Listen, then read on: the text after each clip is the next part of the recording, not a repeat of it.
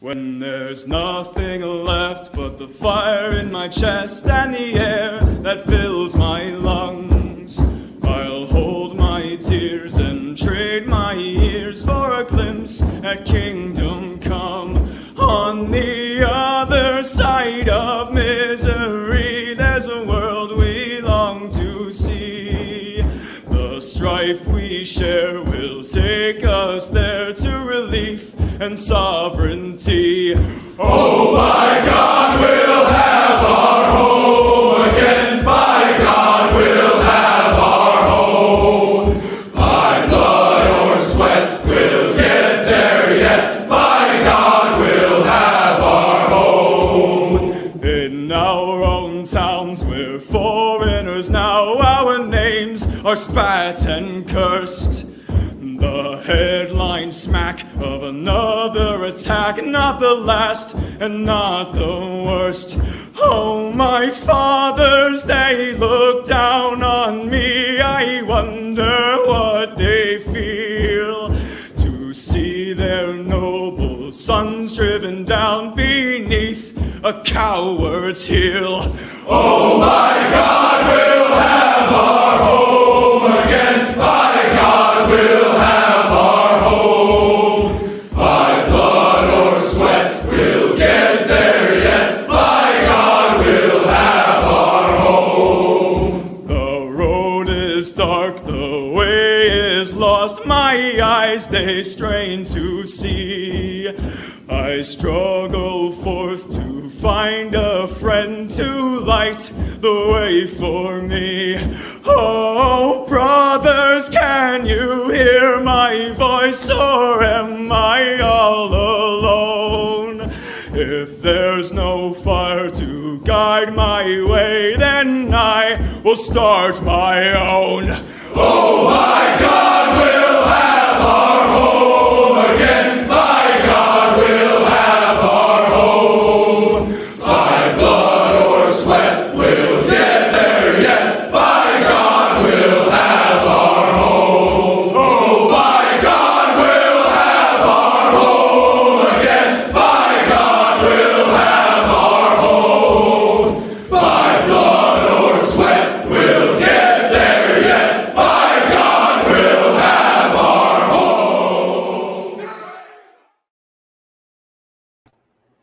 Big news on my return trip to Florida, and I will address it at least twice during the stream so that every one of you can participate if you would like to.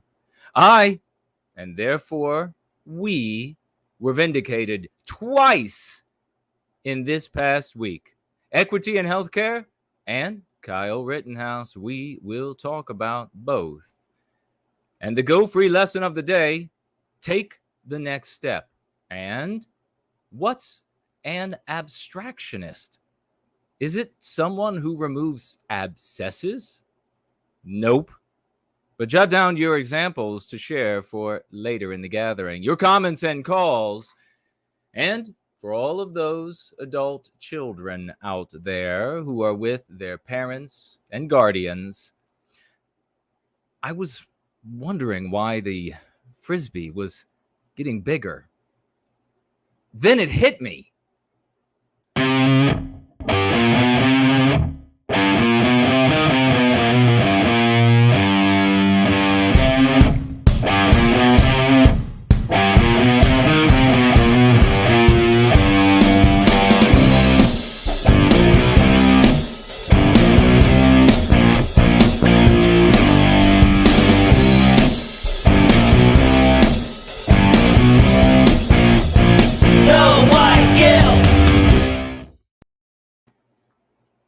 And we are going free, ladies and gentlemen. It is 5 p.m. Eastern Time, Washington, D.C., 7 a.m. in Sydney, 10 in London, and midnight in Moscow. Everything is glorious in the Northern Hemisphere. Autumn has reached full swing. The trees here are so many, just a variety of colors, electric oranges and fiery reds and yellows, browns and greens, different shades of green. Is glorious here in the Northern Virginia, once great state of Virginia area. If you would like to participate in the gathering today, you may do so by tagging me on YouTube as No White Guilt, also on Entropy, the Entropy widget, and you can also jump on over to Odysee, and which I have it is up and running. A big hello to Sloths, who I see over there, and D Live, of course, appears to be up and running as well. Magnificent to be with you all. You may financially gift over the course of this gathering. You can do so on Entropy, and that is at a cost of 15% to you. You can also do so at Cash App. The URLs for both are below. You may also financially gift by way of cryptocurrency, and you can do that over at my website at nowhiteguilt.org, nowhiteguilt.org. You look for the financial gift tab. You will see the addresses you can reach me at. Remember, depending upon the cryptocurrency, you can do a lot of good for White Wellbeing with just a little bit of crypto. So keep that in mind. We have no anonymous gifts over the past week, but we do have the beginning of the month. We didn't do it last month, so we will do it this month. We are going to do the honors roll call, and we are going to begin with the all-stars on the honors roll call. And right at the very top is White Healing. And so is Afraid Yet Brave. Also in the all-stars portion is Obsidian, as well as George. And let's see, who else do we have here in the All-Stars portion? Final Blossom, of course, and Joseph. Absolutely. Child of Lindbergh as well. And moving along, we will see who else we have here. We also have in the All-Stars section Andrew. And we will now get on to the rest of the honors roll call. And we have Crux and Rockfort Traitor, Farrell, Save Western Civilization Now, King Petrus, as well as Brad C, and J.P., and D.B. Cooper, as well as Michigan Wave. And continuing, we have Mark and DevPath, as well as Checking on Jack and Chris, as well as All-Star and Summarizing, Roscoe, Diane, Ben, Wingate as well. And moving over, we have W.K. Hendrickson and Liberty Battle, as well as Jacked. Evillian is over there with us, and so is Scott. And continuing, we have Paul and Ruins in a Landscape, as well as James, Tumara, Greg, Promethean Reckoning, Casual Sailing, Ronald, Deborah, Sarah is with us over there. So is June and William, Andrew White. Yaz is also there. J.S. and Jacqueline as well. Star, Shine Girl, Greg, Rujash is over there. Jim and Greg, Thomas also, and Jason, Saiban, Omar is over there. Saint McFreeman, Keishi is with us, and so is Dainty in this list. Brighton, in Kowipper, and John G. All of these individuals financially gift every single month automatically without putting any thought to it. Many of them also financially gift over the course of the month just when they feel so moved. They do so even though they are working class folks working for every dollar that they get, because they see the success that we have here in service to white well-being, like success like no other. And that is why there are so many jealous little haters out there. Where are the haters at?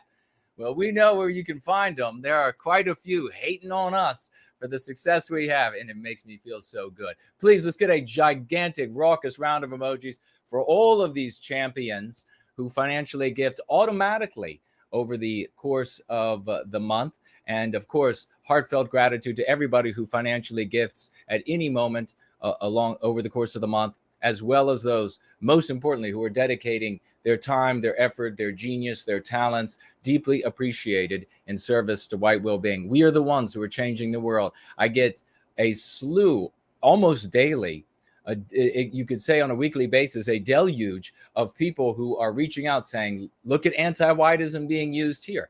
Look at anti-white being used there. That is because we are doing this. You are doing it. We are changing the world. And it won't be long, folks. It won't be long before the highest echelons of the anti-white oligarchy have to contend with what we have done.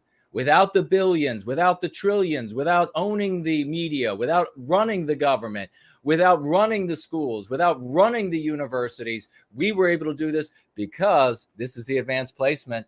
And if you can make it here, you can make it anywhere. It's great to see you all. We have big news to talk about. I want to say right off at the very beginning, I am going to be returning to Florida to go down there to see Mama Fraulein, who, of course, is still grieving after the loss of our dear sister, Fraulein Dresden, her daughter.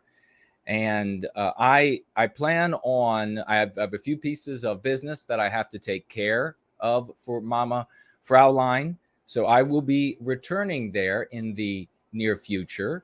I will be there in December. And so I have asked others, and I'm going to ask all of you right now, if you have any cards of condolence or Christmas cards that you would like for me to deliver to Mama Fraulein, wouldn't that be wonderful for me to show up with a host of cards for this wonderful woman, a survivor in her teenage years of the fire bombing of Dresden, a lovely woman who is going free. So you can reach out to me at my snail mail address, which I will give out right now.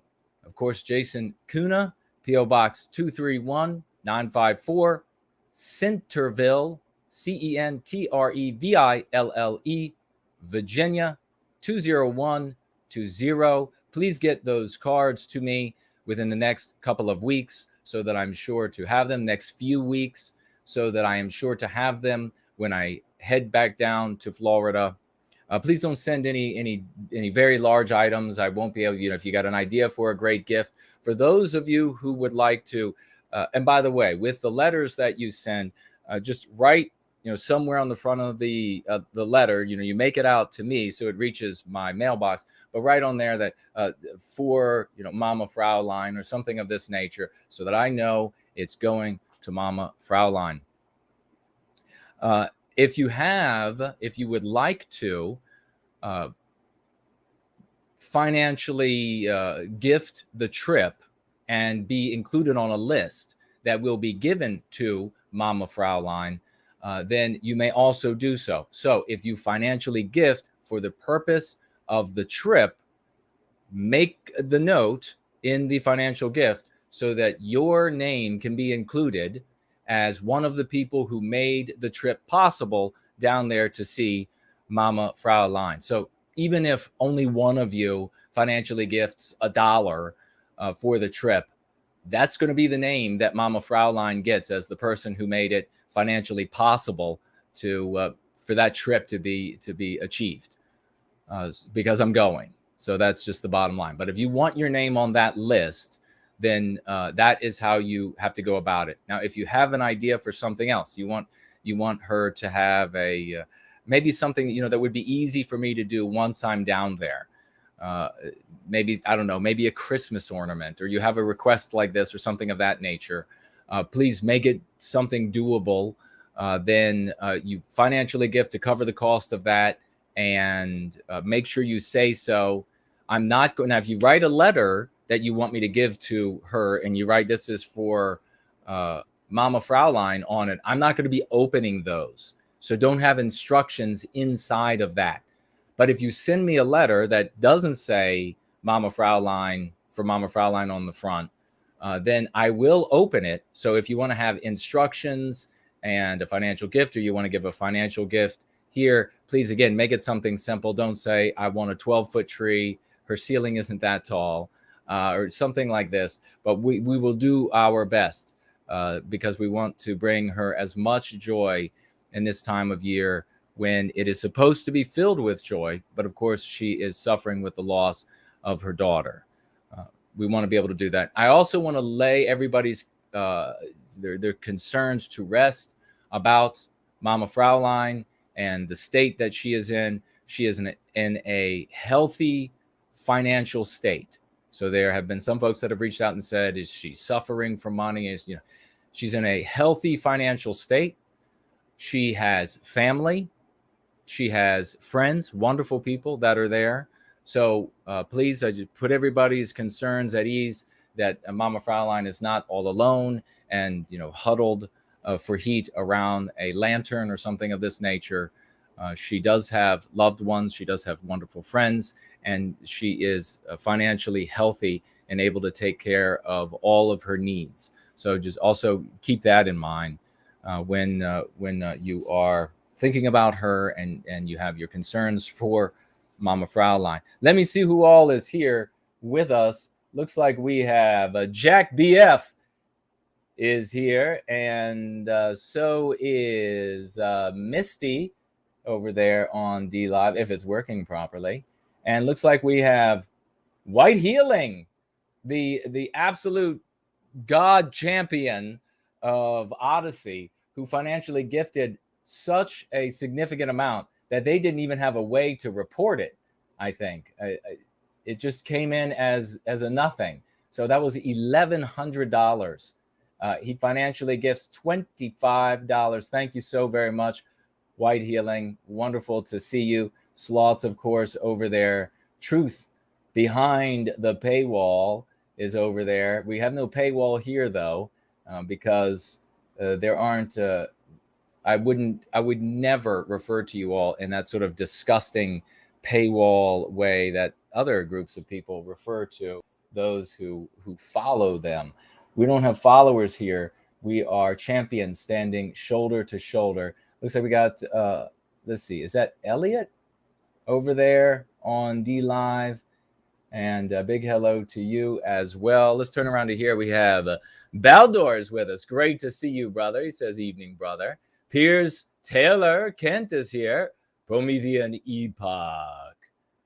It says, I should make bonus content behind a paywall. Well, that's a possibility for the future, but that would definitely take extra time, and I would need to be, that would be something more. Elaine is with us, and we're going to be sharing some of her creations. Prometheus himself is with us. Great to see you both. Masumi Rabbit, Kent, J Links, Austin. Great to see you, brother. Lucky Mark, Azimuth Clark, Anglo America, Ursa Major, Southern Bloom, Arminius. Who else? The great Brant Danger and Fornola are with us. Great champions. Ghost Rider, hello to you and welcome. Stronger Than Evil. So there's the great new champion rocking the world. Franklin Peanut is with us. Hello, brother. And just scrolling through quickly, Johnny Johnson, I saw the name go by. English Sailor, hello to you. And there's Jillian, Biospirit of the West. Great to see you, good brother. And how are you doing? Ultra testosterone. That's what my doctor said to me after the blood test. Hello to you. Where does No White Guilt live? Ultra Testosterone asks. In the Midwest? No, in the once great state of Virginia, right outside the nation's capital, where a very old man who's very crazy is wishing people Merry Christmas on Halloween. Art Acrobats is here. Hello to you. We will be discussing a Fraulein a bit, Mama Fraulein specifically. Looks like we already had some or a hater show up. One of the anti-white haters. Sabata is here. Great to see you. Good brother. The Enlightened is with us. Our dear sister Carlisle is with us. Hello to you. And Patman is also here. Like comedies, wonderful to see you all. Looks like everything is functioning the way it should be. We're going to spin right around and get right into these stories. How does that sound, ladies and gentlemen? First thing we have here is the Vindication. I and we as a community are vindicated so often. There needs to be a song to it. For null, there needs to be this. It just happens all the time. We get vindicated. Some of you have been here long enough that, and for the majority of you, I think, are going to be watching live, at least those who come in and watch in replay. There are people who have been with me and around me for many, many, many years. So they will know about all the vindications over the years.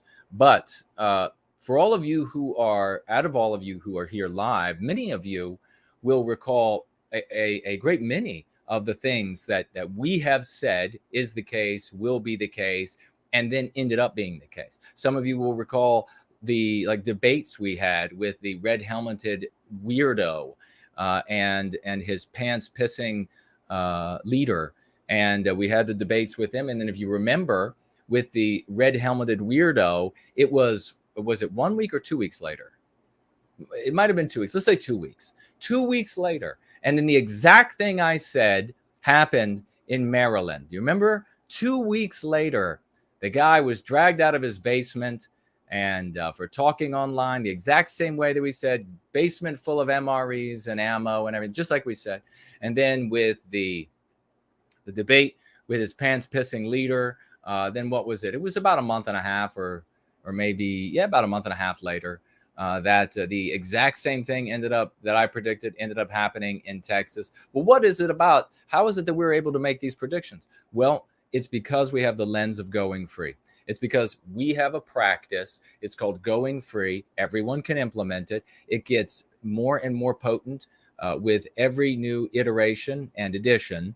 And you can have this lens as well. The only thing that you also have to really focus or hone the predictions so that you can predict and retrodict with the gods is a healthy understanding of human nature. If you're suffering there a little bit, then you'll be a little bit off. But we made some predictions. We said some things, and they, of course, ended up coming true. And all of these others are wrong.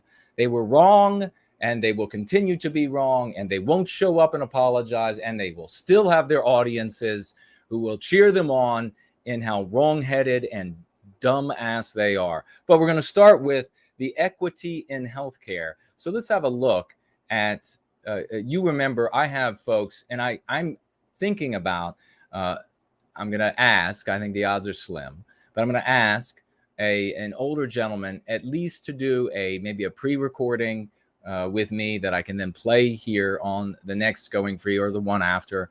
I want to speak with him on audio at least about me many years ago, 20 years ago, talking about how they're going to take our healthcare away to victimize us, and they'll use a litany of excuses to be able to do so. I've talked about for a long time here about how all the way back in junior high school, 11, 12, and 13 years of age, I said that they would eventually vote everything away.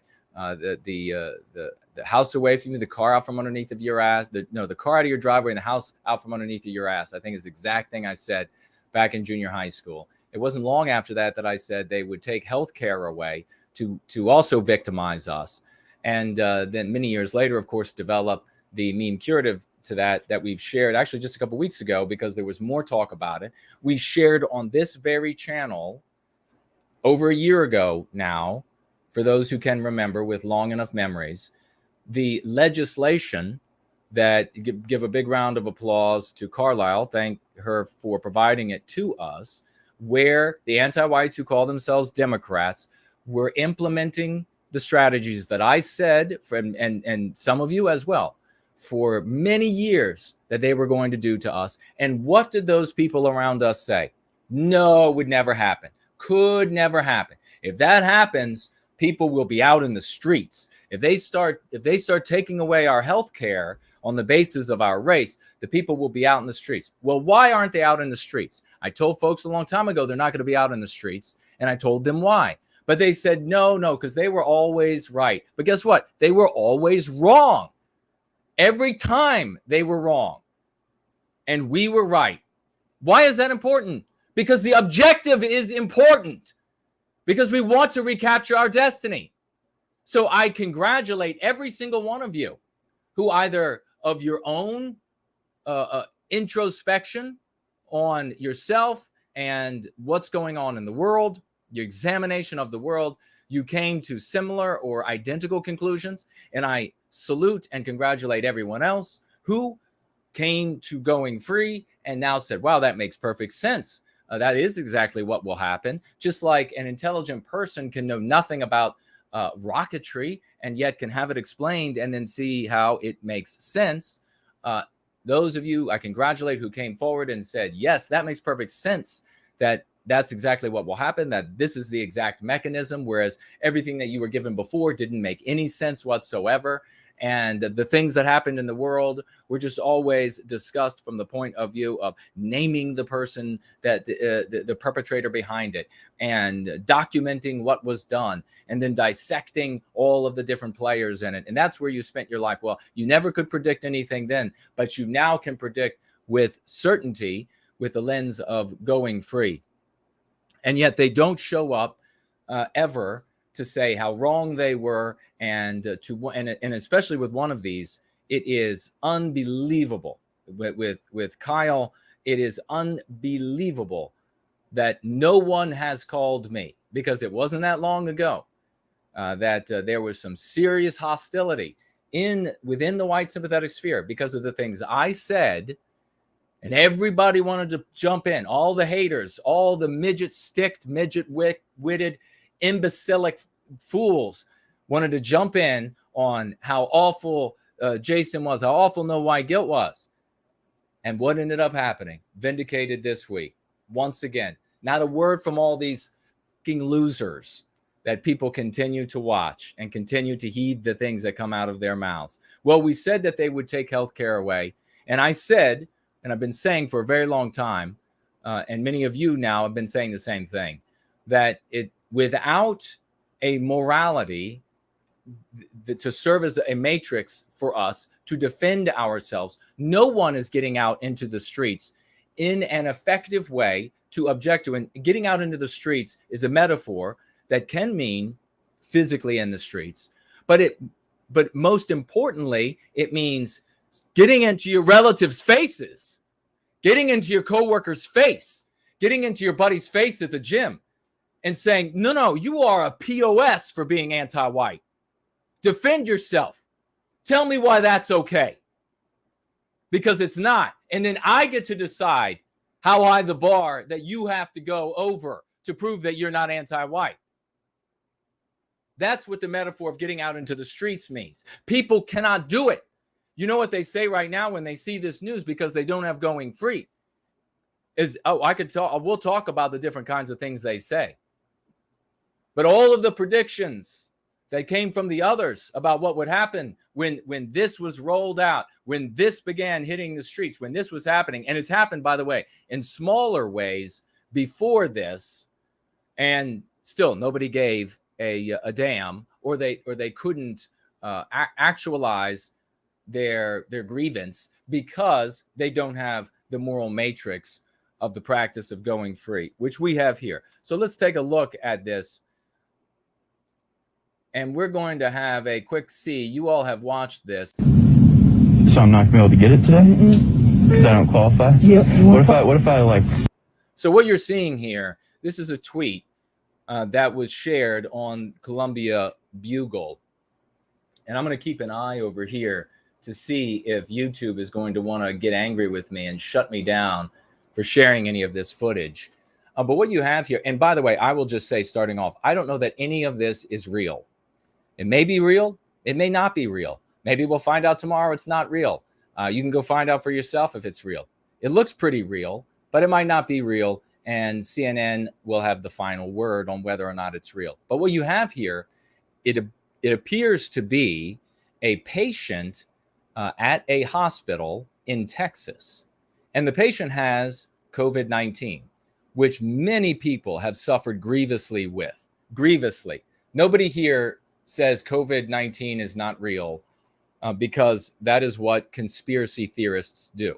Nobody here says COVID-19 is nothing more for everyone than a cold, because that's what conspiracy theorists do. COVID-19 has wrecked people in this community. It has wrecked people who are in the live chat. So no more, none of that. Nobody here says anything dumb like that. It can be nothing for some people, but for very healthy people, it can wreck them. It can kill them. And for people who have certainly comorbidities, it can kill them deader than a doornail. So what you have here is you have a man, a white man, who's at a hospital in Texas. And he's talking to this wonderful black woman who has her African-colored headpiece on. And she's not from Africa, though. She definitely sounds like she's from America. And she is there to check on the criteria. And does he meet the criteria for monoclonal antibodies for COVID-19, which, according to my doctor, I just had a physical not long ago. According to her, she said, this is her words, not mine, that the monoclonal antibodies for COVID-19 just knocks it right out. So therefore, it won't damage you at all. Whereas others, and I don't know how much has been shared. There's a wonderful couple in our community, and you all know them. So I'm not going to say who their names are because I don't know exactly how much they've shared, but they are suffering with with what has come after, with all of the injury from COVID-19 and the rest. So you have lifelong suffering for people, lifelong injury for a lot of people, and you have this monoclonal antibodies for COVID-19. That, according to my doctor, knocks it out like this, so you won't be damaged by it. Here's this white man, and he is in this this hospital. He's in this care facility. He's somewhere, and again, this appears to be real. Maybe it's not real, but we will see exactly what is said to this gentleman. Smoke and vape, I heard that was no. He asks there, and we can back it up, if I smoke or vape, will I be able to get the infusion? And she says no. Let's listen to it again. There she is. Get it today? Because I don't qualify. So he's saying, will I be able to get it today? This is the infusion. Because I don't qualify, he says. Yeah. What if I like yep. smoke and vape? I heard that was no. So what if I smoke or vape? Will I qualify then? She says no. And if anybody has anything to add to this, please jump in and do so. I see Coconut has just joined. So does Odysee, and bass guitarist is with us. Let's continue. Okay. But if I were black and Hispanic, then I'd be able to qualify? Okay. I'm being... So it sounds to me like he says, but if I were black and Hispanic, I would qualify. And it sounds like she said, yep. Okay. I'm being... qualify? Okay. I'm being denied. Then I'd be able to qualify? Okay. Okay. So it definitely sounds to me like she said, yep. Where he said, if I'm black or Hispanic, I qualify. Then I hear what sounds like, yep. And now listen to him. How should this man respond? He should be righteously indignant, shouldn't he? Shouldn't he? He sounds like he's still healthy enough to maybe stand up out of the bed, maybe grab her clipboard, I don't know, break it over his knee, and demand the monoclonal antibody infusion. And he's not going to allow them to be this anti-white. And he will make a ruckus. He will shout and scream about being discriminated against on the basis of his race, because the whole goddamn hospital is anti-white. And this sick anti-white woman who's coming in with his clipboard is saying he's not going to get health care.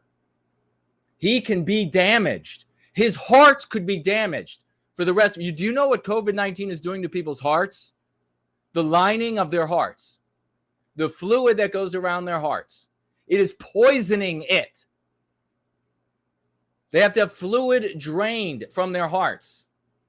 You know what it's doing to their lungs? It's scarring them up. It's creating the environment for cancer. This is what's being claimed. This is what people are going through. And this is healthy people. But if you're white, you don't get the medicine that your people invented. Do you got that? That's how anti-white this has become.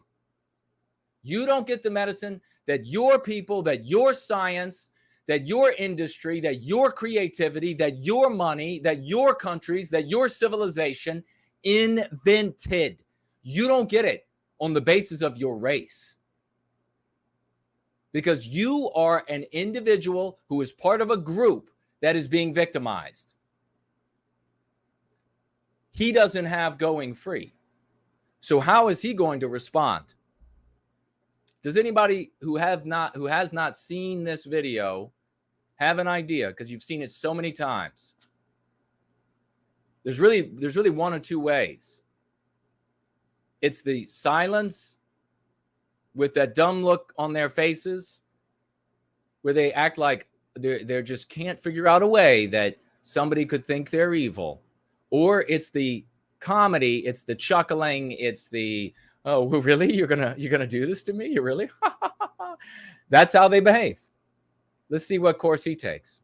I'm being denied medical service because of my race. Is that? So he just laughed. Is that how blacks would laugh? Is that how blacks would respond if they went to a hospital? Hispanics would respond. Jews would respond.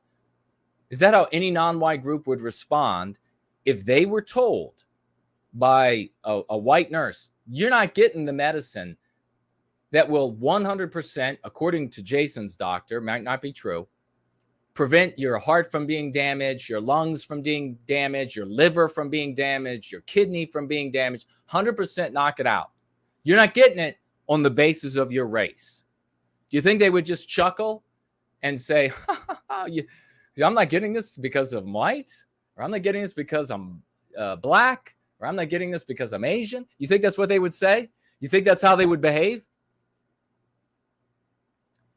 The question is, why do white people behave like this? The answer is because they don't have a moral framework. The answer is not because they don't have a group to belong to that looks like the Nazis and worships Hitler. That's not the fucking answer. All right? The answer is not the conservative route, the absolute dickless wonder route, where you say, but we're all just supposed to be the same, and so shouldn't you be nice to me? To beg them to get on your knees and beg them and lick their feet and beg them to treat you like an individual, because we're all just supposed to be treated like individuals and just cry and wring your hands. That is not going to work. That has never worked. What's missing is the moral framework to be righteously furious in this moment. What's missing is the moral framework to have white people, because of righteous fury over something immoral, show up to that hospital in the thousands. That's what would get them out there.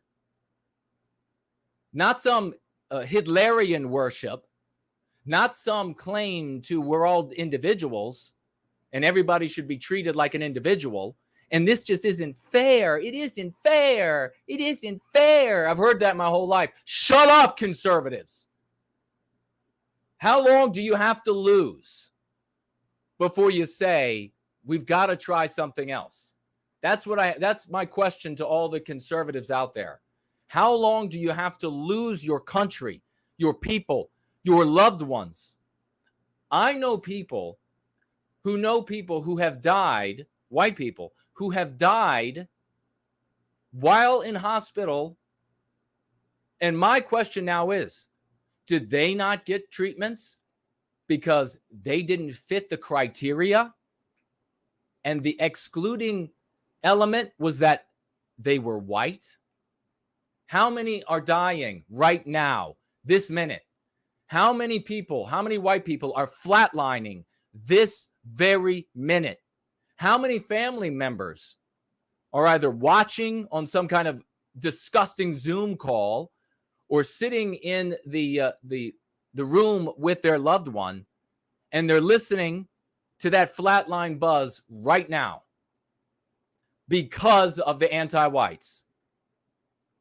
No begging for mercy. No begging for everybody being individuals. No begging for to be treated fairly. No imitating 1930s Germany. No worshiping Hitler is working anywhere or has ever worked or will ever work. Harsh words for harsh times, jackasses. It is, being vindicated like this is at one time it is satisfying at one moment, and then at the next moment it's infuriating, because I shouldn't have to be vindicated hundreds of times for people to finally take their heads out of their asses and come to the well-being of our people. Come away from idiotic abstractionist ideas that we will be getting to. Come away from Hitlerian idiocy and come to the love of our people. Come to the love of this guy. Who knows what's going to happen to him? Is he going to die from it? Maybe. Is he going to have heart damage? Could very well happen. Might he need to have fluid drained from his heart for the rest of his life, and then in need of a heart transplant that he won't get because he's a white man, and then die 10 years from now? Could very well happen because of this moment. Criteria? Yeah. So what I do, I go around and make sure everyone meet the criteria. She's going around make sure everyone meet the criteria. At least she knows that criteria is plural for criterion, although I think she knows. The guy on the phone call I'm going to play for you in a minute doesn't even know that criteria is the plural of criterion. That's how smart the people who are telling you that you're not going to get your health care because you're white. She's going around to make sure that you meet the criteria.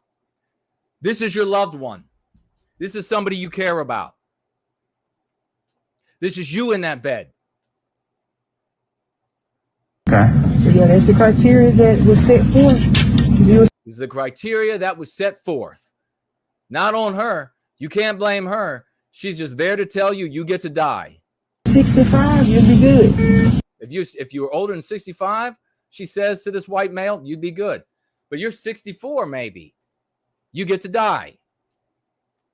But nope, you're healthy. And you're healthy and no medical conditions. So research showed that you should be able to fight off COVID. Oh, I see. Research shows that he should be able to fight off COVID. Is that what it shows? Is that why you're all masked up like that, bitch? Is that why you got them goggles on and that mask on and those gloves on and that suit on? Is that all because research shows that if you're healthy, you should be able to fight off COVID? I mean, if research showed that, take all that shit off. No, I think what research shows is that most people are able to get through COVID, healthy people, but a significant percentage of healthy people are damaged by COVID in significant ways. And then a decent enough number die from it. But she's there to tell you, oh, well, you should be fine. You should be fine. Everybody else, though, even though you should be fine, even though you should be fine, Non-whites who are healthy and under 65, they're going to get this monoclonal antibody infusion. They should be fine too, but for some reason they're special. You're not special. Maybe it's for someone else, may preclude them a little more, make them a little more susceptible to being worse with COVID.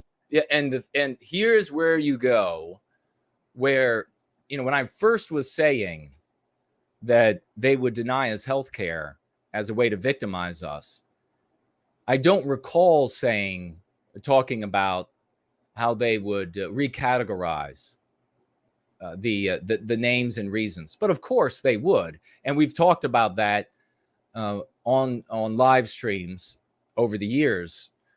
But when I originally said this would happen, it was a very long time ago. It was decades ago. So they recategorize and they say, well, the special people are at greater risk, or the special people, the non-whites out there are at greater risk. And then they use these terms like front line and all of this sort of garbage in order to do what? Not to give them better treatment, because they really couldn't care less. It is in order to victimize you because you're white. No, I guess not. So she says, you have any questions? And then he has this little chuckle. COVID. Any questions? No, I guess not. All right, you with her? Yep. And that's the end of it. You have any questions? You're not black or Hispanic. So what I do, I go around and make sure everyone meets the criteria. Okay. So yeah, that's the criteria that was set forth. If you were 65, you'll be good. But nope, you're healthy. And you're healthy and no medical conditions. So research showed that you should be able to fight off COVID. As she adjusts her goggles to prevent COVID getting into her eyes. Maybe it's for someone else, may preclude them a little more, make them a little more susceptible to being worse with COVID. Any questions? No, I guess not. All right, you with her? All right, so that's the video, which, who knows, maybe it's not real. Maybe it is real. I guess we'll find out. I'm sure CNN will let us all know. Let me jump on over to the other, and I'll see what you all are having to say about it. People were saying... Please press 4.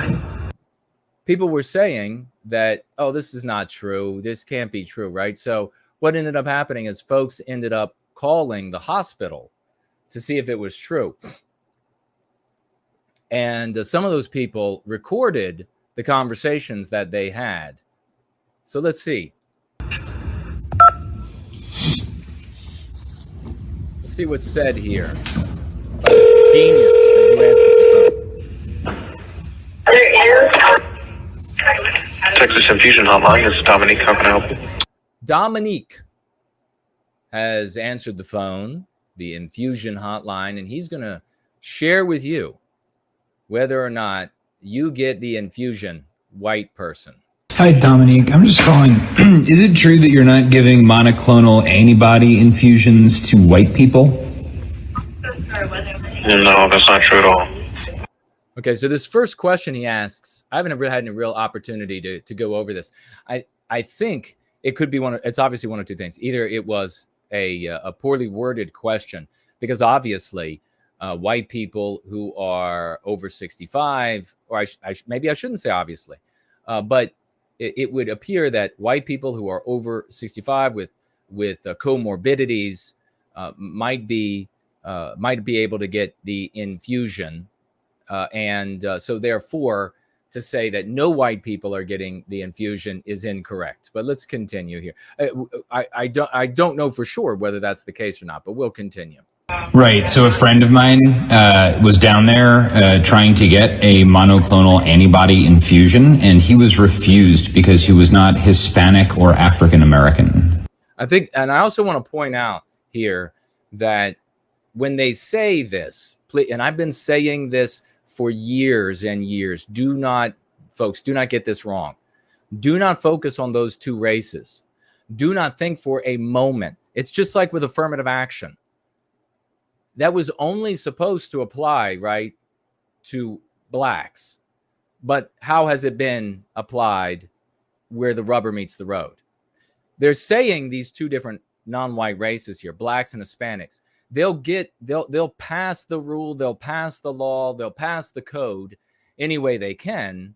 And then in application, it means everybody but white people. So do not, and I've seen this already from a bunch of these Hitlerians online saying, oh, it's the blacks and Hispanics. Yeah. And they're going on and on about it. And even though that really confuses their situation where they always want to talk about puppies, but they apply it, they'll use, in this case, these two communities. But if you show up there and you're not white and you're healthy and even a male, I would put my money, if I had to bet, if I was a betting man, I don't have anything to bet and I don't bet. But if I were a betting man, I would say anybody non-white show up and they'll have access. And anybody white, especially white male and healthy under 65, they are going to allow you to potentially be critically damaged. You'll live through this. Bob, Jeff, Jacob, Scott, Paul, whatever your white name is, you'll live through this. You'll die in 10 years. You'll suffer like hell, but you're going to live through it. And besides, you should suffer because you're white. Let's continue. That's the idea. That's the thinking behind it. Those are not obviously my words. They told him that they were only Okay, so there's eligibility criterias that we go by, and African American and Hispanic are... Okay, well, this was the guy that said, Dominique said criterias. Can you imagine? This guy is working at the infusion center. Well, the West is like an absolute turd going down the toilet. There are criterias, and the criteria here are that you do not get the infusion to prevent you from dying or to prevent you from being permanently damaged, your life ruined or whatever it might be, if you are white and healthy, and obviously male as well. But remember we talked, was it last Sunday? I talked about how it's a very confusing thing where the anti-white is not going to celebrate that fewer white people are in the upper echelon of a company, for example.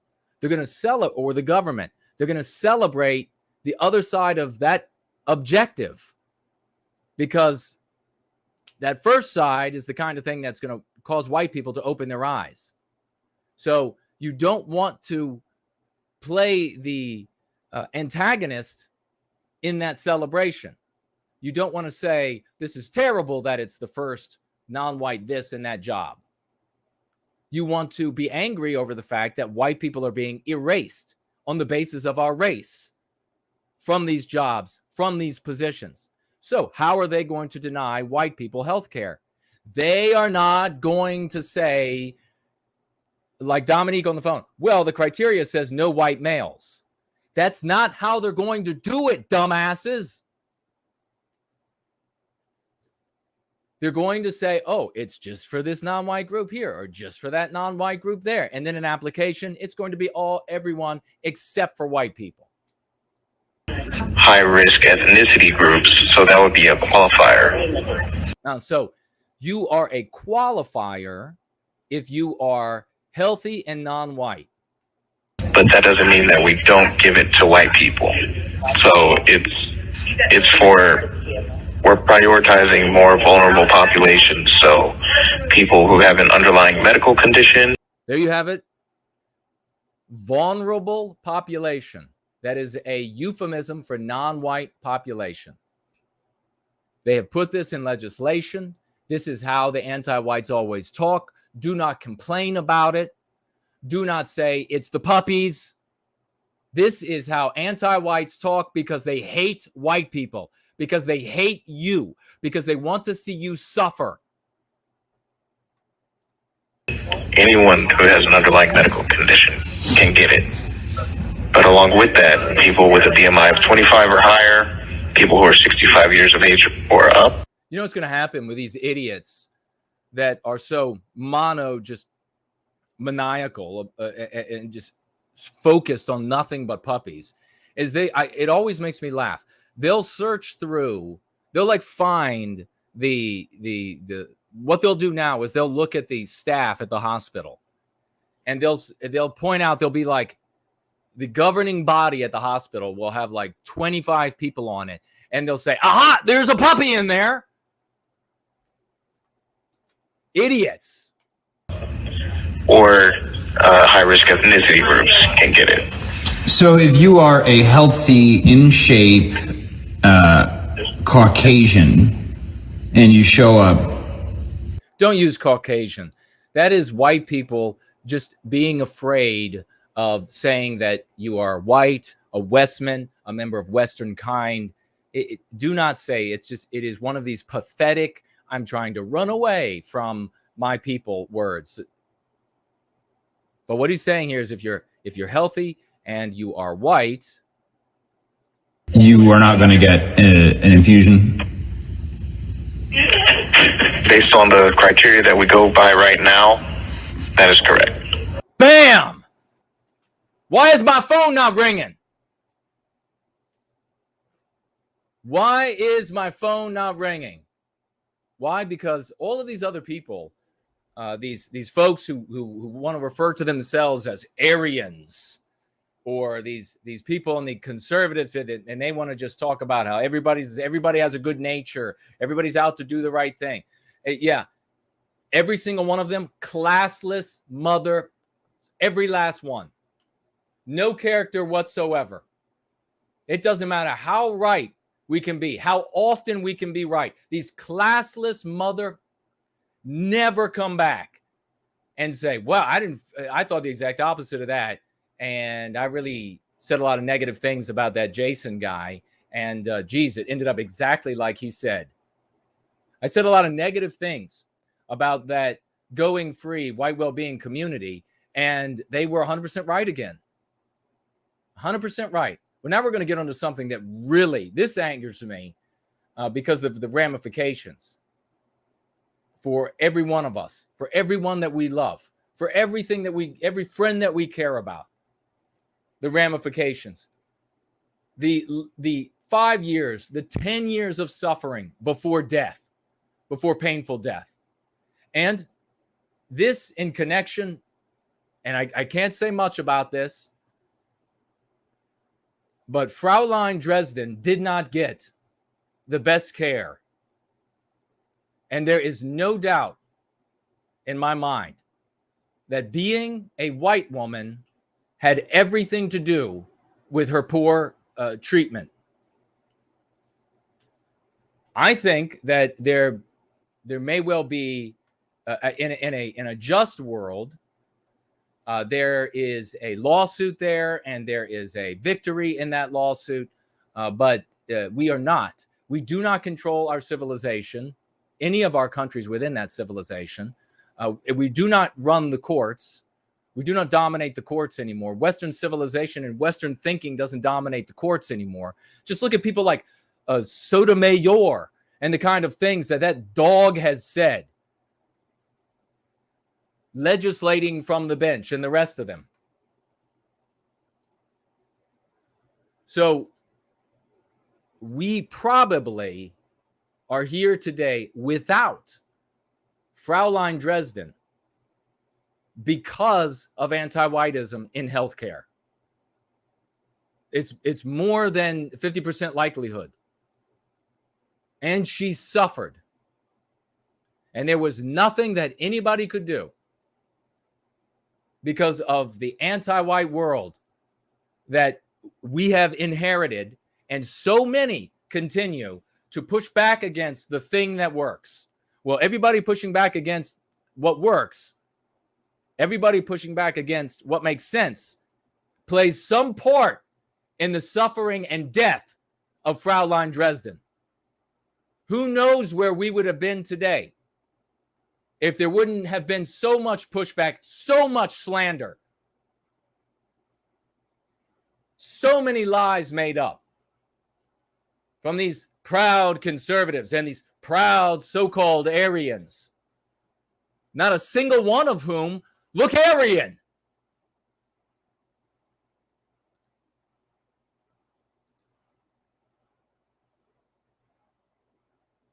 Let's take a look at this news story next. And I'll share this picture.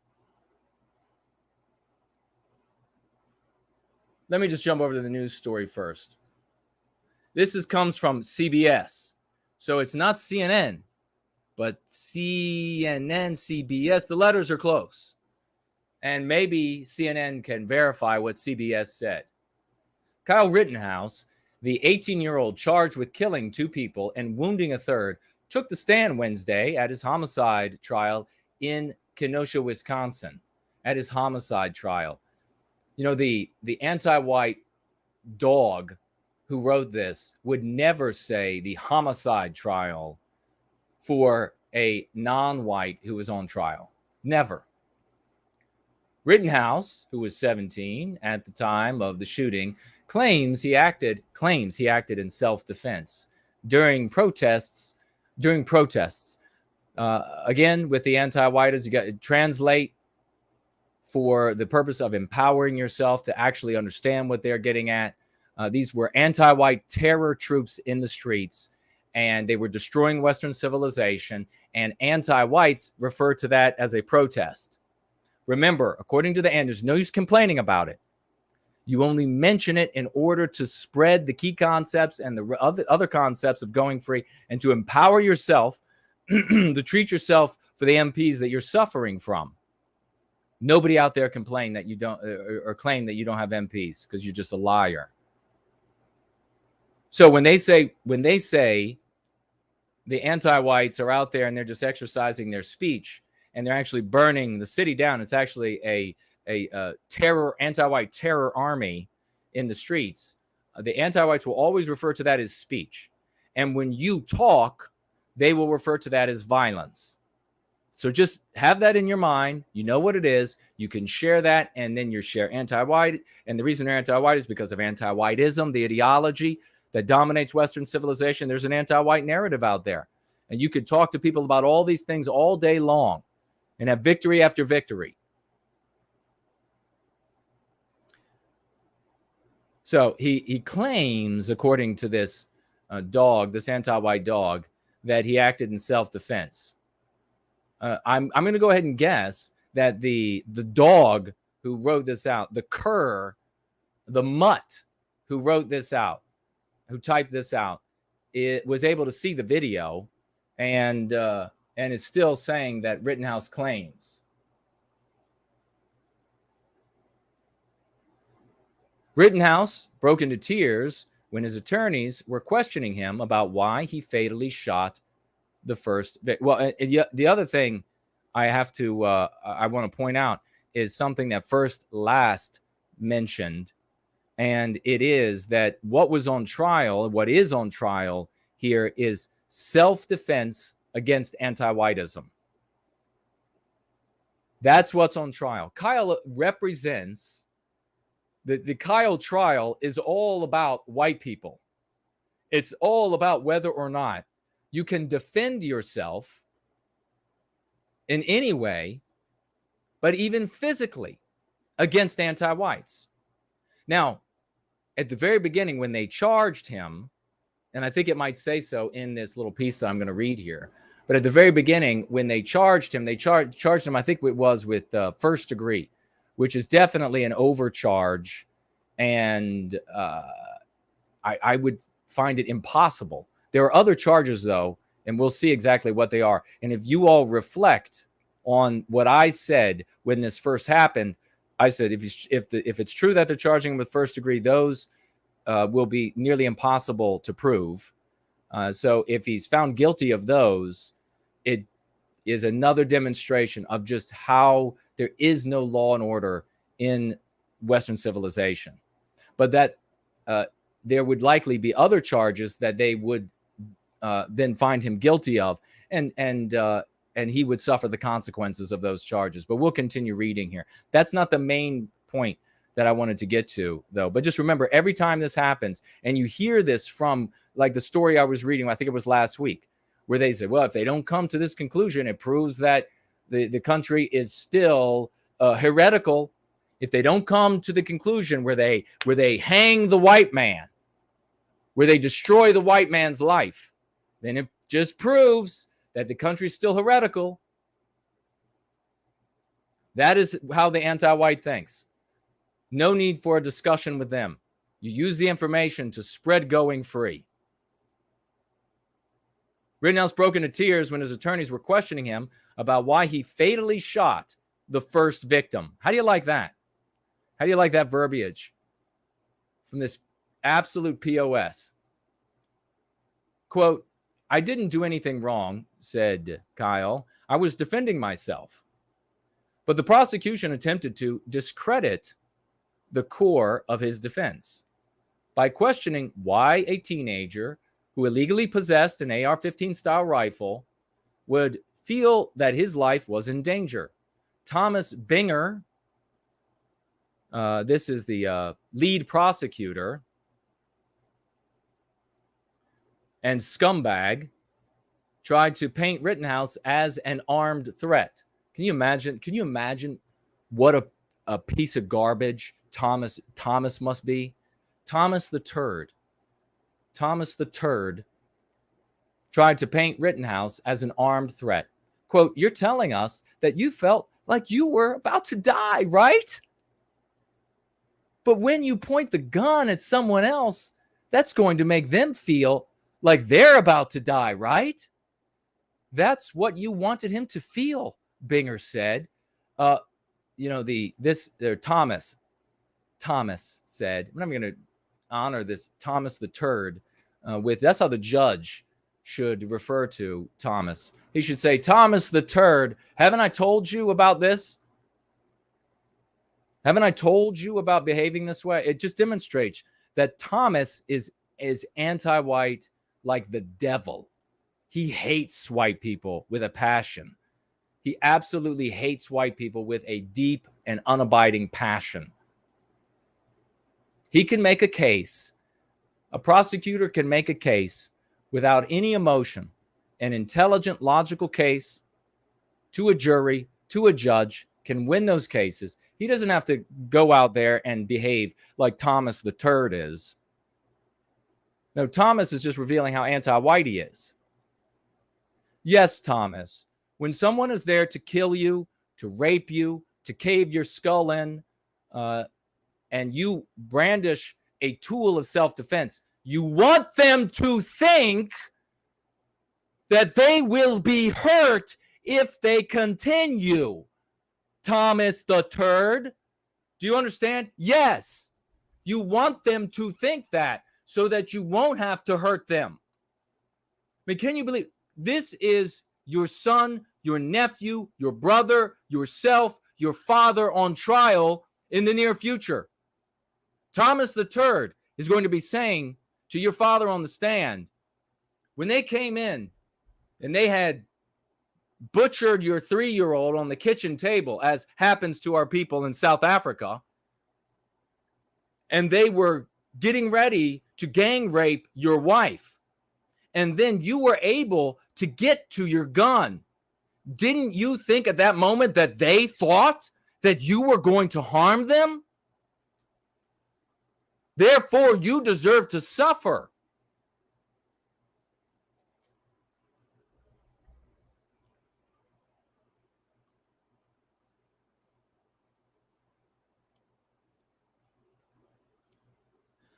Flustered and on the verge of tears for the second time, Rittenhouse claimed one of the victims could have, quote, run away instead of trying to take my gun from me.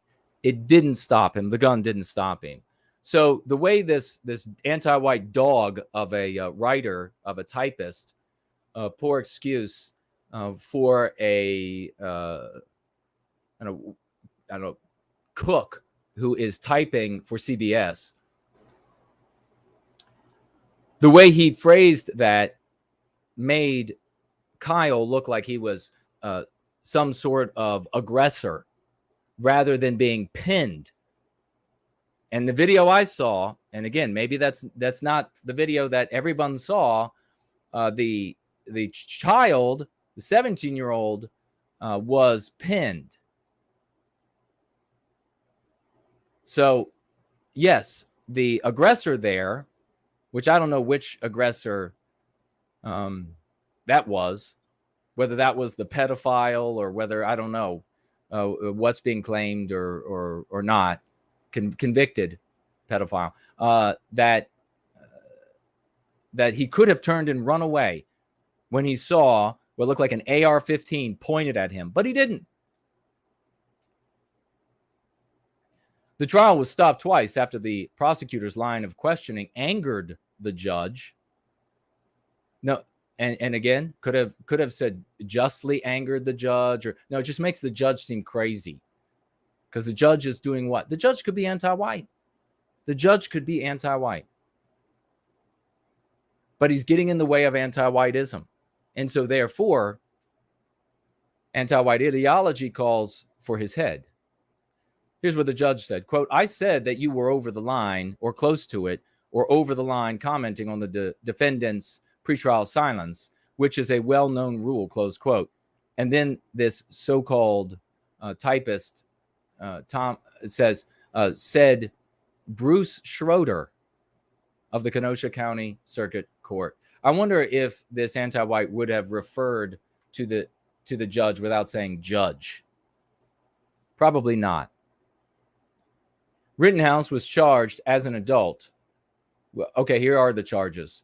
With 2 counts of first-degree homicide and 1 count of attempted homicide. So the first-degree homicide, if it means the same thing in Wisconsin that it does in Virginia, then I can't see how that could be found, how he could be guilty for that. But in any sane environment, but in a radical anti-white environment, of course, they are going to hang your son, your father, your uncle, whoever it is. They're going to hang him. So maybe he will be found guilty for that. It doesn't seem like it should be even remotely considered. It says here also 1 count of attempted homicide. I don't know if that is part of the first degree or if that has something to do with spur of the moment. Because if it's spur of the moment, then yeah, the anti-whites could easily say that. And even though the guy said on the stand, the anti-white scumbag said that, yeah, he said he pointed his gun at Kyle. He also faces charges of recklessly endangering the safety of 2 other victims. They have also called victims again, and possessing a weapon while under the age of 18. Do they ever refer to white people who are, I mean, you already know the answer to this. You already know the answer. If a white person was beaten to death by a non-white person, and the claim by the non-white person was that, well, this white person was attacking me and using racial epithets, anti-whites would not be referring to the white person as the victim.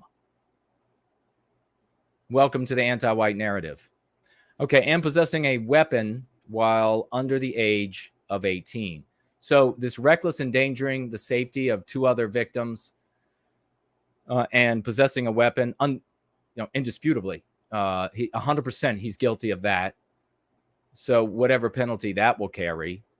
And then recklessly endangering the safety of 2 other victims, I guess he'll probably be found guilty of that as well, unless it is dismissed with prejudice or dismissed, and then these charges are not brought back. But those are likely, I would think, to stick. But here's the main thing.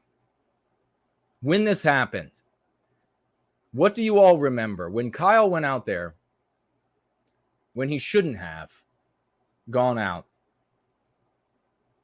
What were all the other content creators? What were all of the people who were writing the pieces out there in the white sympathetic sphere? What were they saying? What were they talking about? Let me find this. I want to find this to share this with you all.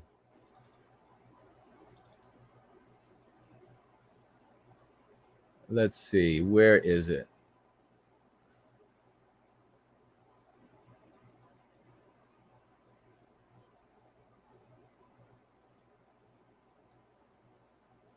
Maybe it's back one. What were they showing? Were they showing cartoons to you? Were they making jokes? Were they saying right on? That this kid had been so brave and had done the right thing and they were applauding him? Wasn't that what was happening? Weren't they all laughing it up like a bunch of absolute imbecilic children? And who was looking to them? Who was looking to them for their opinions and thinking that their opinions had value? Who was looking to them and thinking that they were worthy of being listened to? I mean, if those were one of the people that you were thinking were valuable and worthy of being listened to, you need to reflect on that right now. Because what did we say? We came out there and we said, this was awful. This 17-year-old, most people, they never mature to adulthood anyhow. They stay immature all the way up through their senescence.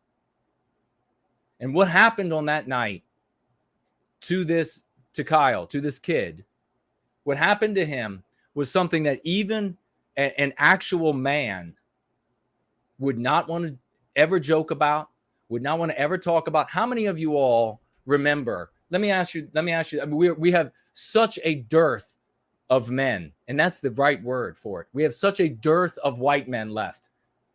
And so many people are listening to these guys who are children in adult bodies, who are immature, who do not care about our people, who would never have a woman, especially the quality of Fraulein Dresden, with her final words, say to them, I love you because you love us. And yet people are heeding the things they say. How many times did you hear from earlier generations when we did have men, fewer and fewer, but we did have men? How many times did you hear them just laughing about all the people they killed in World War II? How many times did you hear them just snickering about all those moments in the jungle at Vietnam or Korea? And they just thought it was the funniest thing when they were just gunning people. They thought it was hilarious. How many times did that happen? Never. Because the trauma on a human being to take the life of another human being, unless you're a psychopath, is with you forever. So what everybody experienced from healthier generations, much healthier generations in this country and in all the rest of ours around the world, were men who, when they recalled those horrific moments, became sullen, became distant, because they were trapped in those moments, because those horrible memories would never go away, because those horrible things they said would never go away, because of those moments of having to pull the trigger, knowing they were taking somebody else's life, even when it was somebody who deserved it, somebody who was going to take your life, because somebody who's worth a shit values life. It's not a joke. This is just the beginning of having character. This is at the door.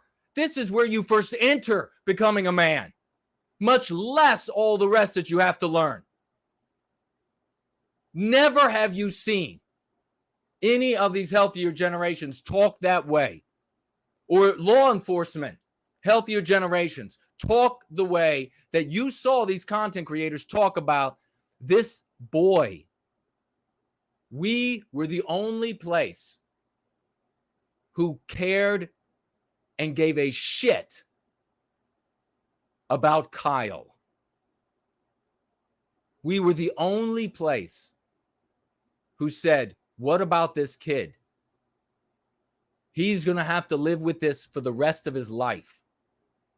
No one should have been saying in the months up to Kyle going out there with an AR or AR style weapon to defend property that it wasn't even his.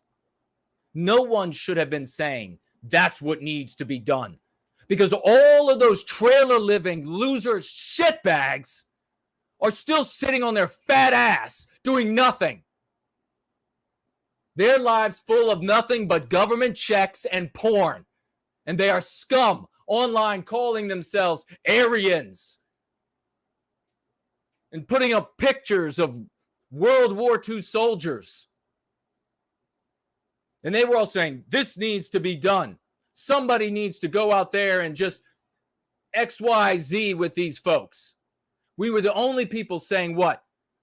I said, stay hundreds of miles away from where they're going to be. Because you cannot win.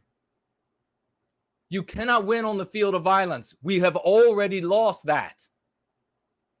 We are having victories elsewhere. Who knows how much Kyle could have done with his life? But you had all of these people who were saying this needed to happen. And they are, in part, guilty for what has happened to this young man. And what has happened? Who cared about Kyle? Who deserves the mantle of being heeded, of being listened to? Is it the white well-being community? Or is it the community of disgusting cartoons and dick and fart jokes who were the cause of Kyle going out, who will be the cause of others going out? Why?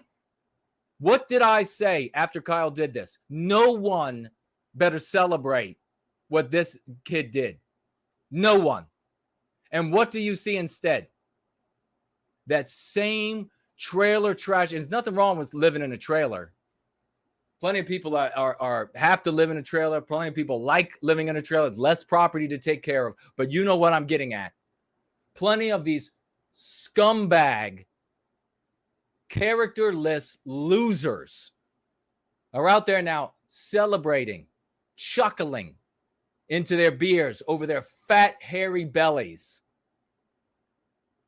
with that big-ass V in the backside of their pants because they're so fat. Their ass rides halfway up their back. You know exactly what I'm talking about. You know exactly the people I'm talking about. Not a man among them. They talk about white man, Nordic man, Aryan man, or they're at the other end of the spectrum. It's all about the ideas. It's all about the Constitution. It's all about give me liberty or give me death while they sit on their asses. And then they celebrate this kid going out there and shooting people. What is that going to do? It's going to engender more of this. And you're not going to win. You're just going to ruin the lives of the people who go out there to do that. They will either die on those streets or wish they had. And I told everybody when this happened, the very days after it, this kid is going to suffer the rest of his life. His life is over. His life is over because of the trauma of that night. Yes, he'll go on. Maybe he won't spend the rest of his life in jail. Maybe he'll be able to get a job at a car wash, something at the best that he'll ever do. Maybe he'll be able to cobble together some semblance of a life. But he is going to be haunted by the eidolon of this forever. And if you think that is a trivial matter, you are a piece of shit. This is not how we recapture our destiny. By feeding our children to lives of horror. Anybody who would argue otherwise needs to straighten themselves up. Well, we all saw it, didn't we? This week. I guess Jason was right. That's what it looks like. That is what it looks like. He will never be normal again. He should have been worried about getting on the football team, or getting the lead in the play, or getting the A in history class.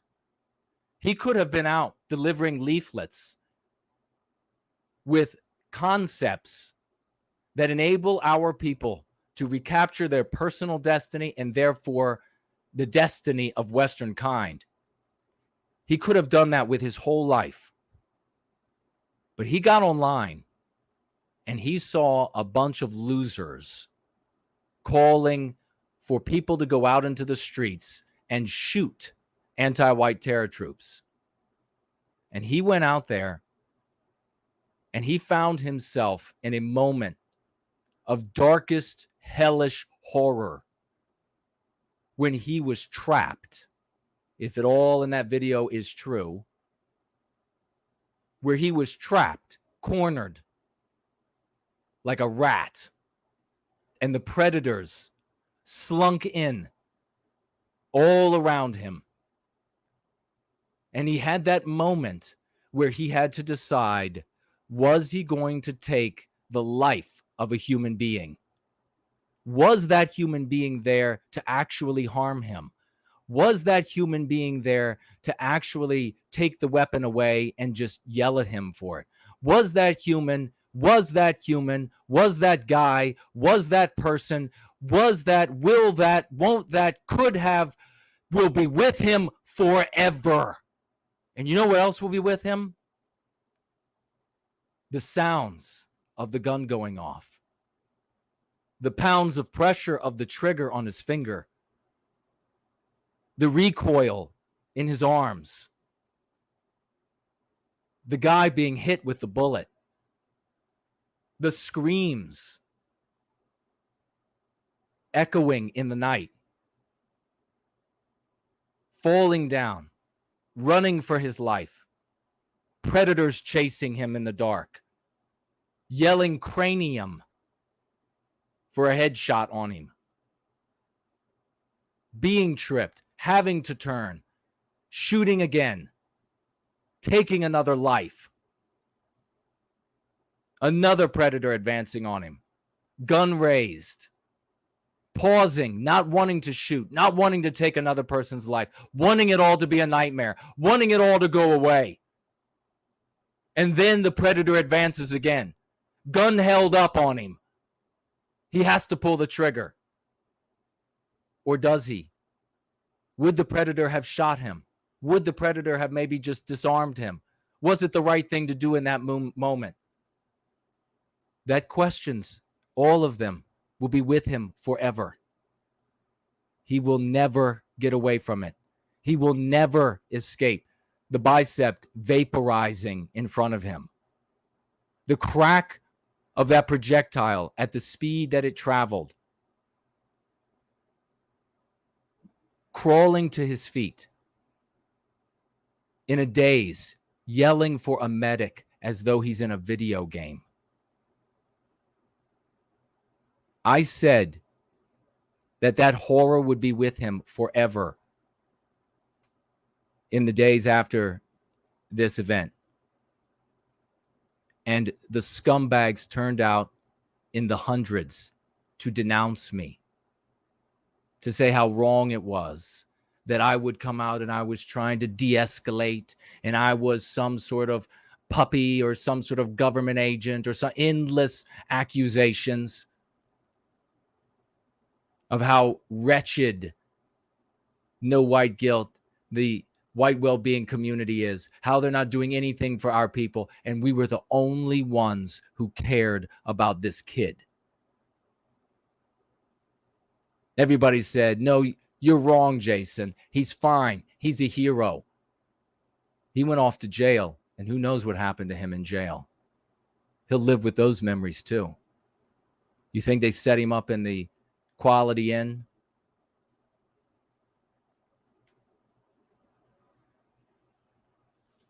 And then the world got to see, when he was asked about that night, this kid break down with the horror and the weight of the trauma.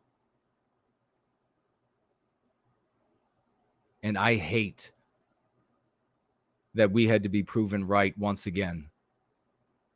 But I hate more all of those who continue to celebrate this, who are not reaching out now to say how wrong they were. Every single one of those losers can go straight to hell. Because we're going to stand for our people. We're going to care about each and every single one of them. We are going to be the ones who recapture our destiny. And I say this, in Kyle's name, let's make sure this never happens again. Drowning in the argument, the anti-white says, what exactly is anti-white? You have got to be animated with the righteous passion of reclaiming our destiny. We are the heroes of this era.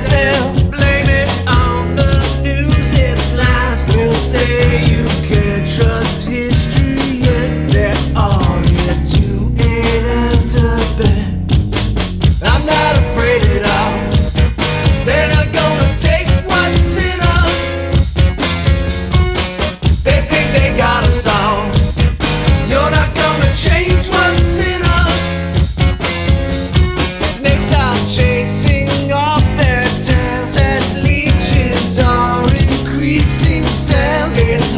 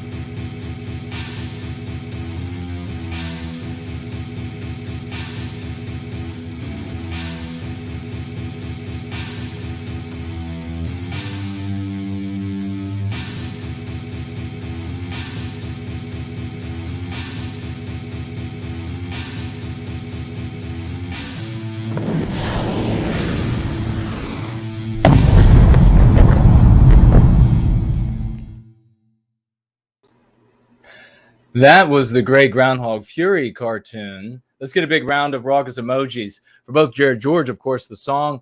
Then I'm going to take What's in Us, or What's in Us, and this Groundhog Fury cartoon, which is superb. It's hilarious. It's magnificent.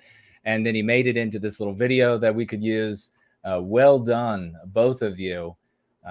And this, as I say, this cartoon is brand new. And I did Natorific is Natorific here, and I don't who all played a role in the creation of that. That was fantastic. It's hilarious. But big applause to everybody who participated in that. If there were others as well, in addition to Groundhog Fury, I think maybe Natorific and maybe some others. I'm going to take a look and see what you all were saying. Those were some heavy subjects, and I'm really passionate about it. I'm really angry, as you could tell, about it because of the consequences. It's a life. A life is ruined, and it's a white. Is he white? Right? He's white, isn't he? Or he identifies as white, but he's a human being nonetheless. It just makes it a little worse for those who claim that they supposedly care about white people when really they just hate non-white people. That's just that they hate non-white people, and they want to see them. They don't mind if a teenager is his life is destroyed. I mean, what more evidence do you need? What more evidence do you need that the people that you may have been reading or listening to, that their real concern is not with the well-being of us. Their real concern is just with hating other people. And you're not going to find any victory, a recapture of our destiny, in hating other people. So sickening. My heart is absolutely broken for Kyle, and furious for the people who want to trivialize this. You know, when they show him in these, they take his face and they put him in these memes. That's not helping him. Making more Kyles out there, Kyle is a victim of these idiots encouraging this.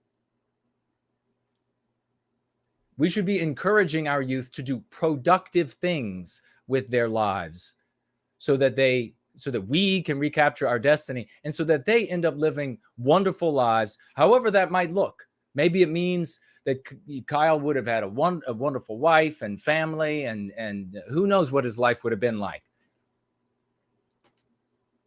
I'm not saying that he's not going to end up getting married or having children in the future, but how many of you remember elders who, grandfathers, fathers, great-grandfathers who had been in environments where they had to take the lives of other people, and they were never, there was a part of them that was absolutely missing.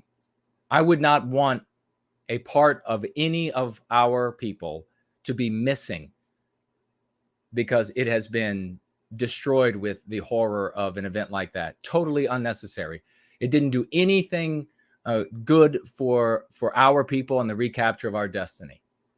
His life was ruined for the sniggering guffaws of people who are barely above retarded in the white sympathetic sphere.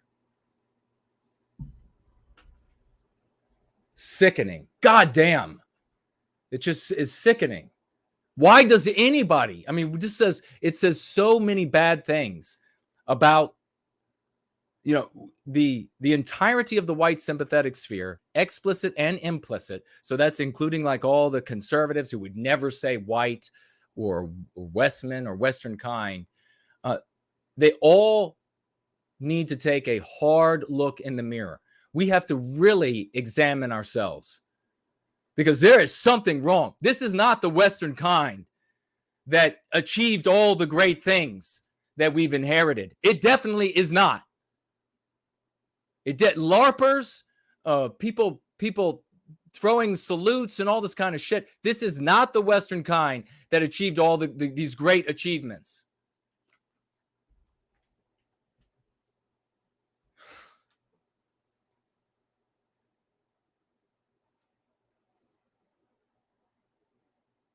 All right. Let's see what you all are saying.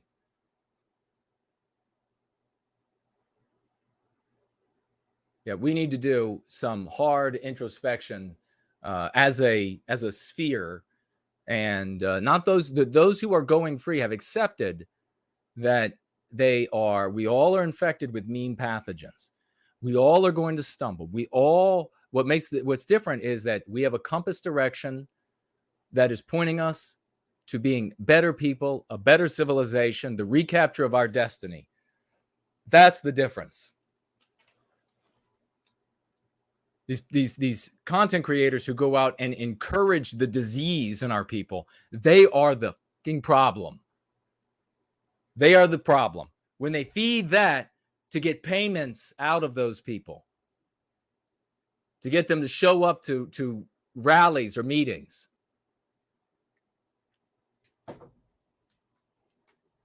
Yeah, but God in heaven, what has happened to the white man? Why are there so few of us left? Why are there so many who can slander us like pigs from their swill? So sickening. You know, the day's going to have to come when those who rise up out of the pig pen have to get put back into the pig pen by those who are healthy, or we will never recapture our destiny. The problem is not out there. The problem is not with other groups of people. Jesus.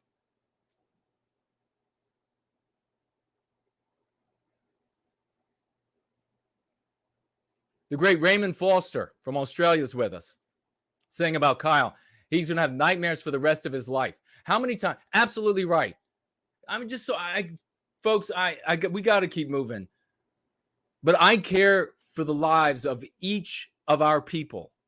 I care for people in general, but I care for the lives of each of our people. This kid is going to wake up, sweat like he was on that stand 1,000 more times in his life in the middle of the night. And everybody who encouraged that should be reminded every time the kid has to wake up. God damn, there's such how few men are there left in Western civilization? No wonder we were defeated. There aren't any men left. There's me and the guys that are going free. And then maybe a few outside of that. Christ almighty.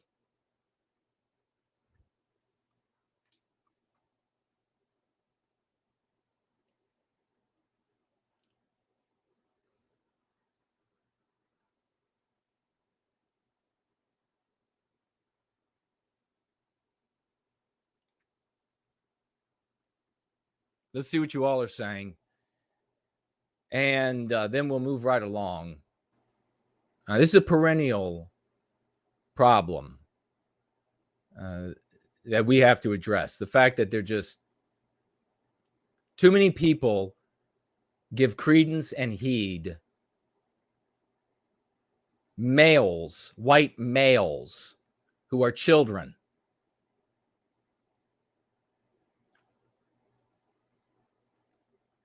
Mr. Fookers is with us. John is with us. Hello. Shauna Shaw, great to see you. Holly Midlife is with us. Hello. Iraq Syndrome is with us. Great to see you, good brother. 0022. Great to see you. He's asking, did Kyle lose? Yeah. Irrespective of what happens in that courtroom, he lost. Bray is with us. Hello. Johnny Johnson, hello to you. All right. I don't see any tags for me.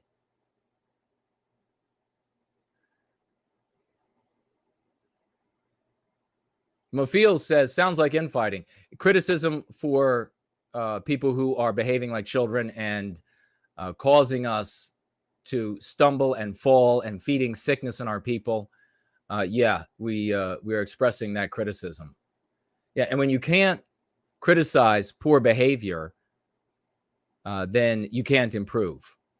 You cannot defend, or you cannot criticize the criticism by saying, "Oh, you can't call out bad behavior because that's infighting."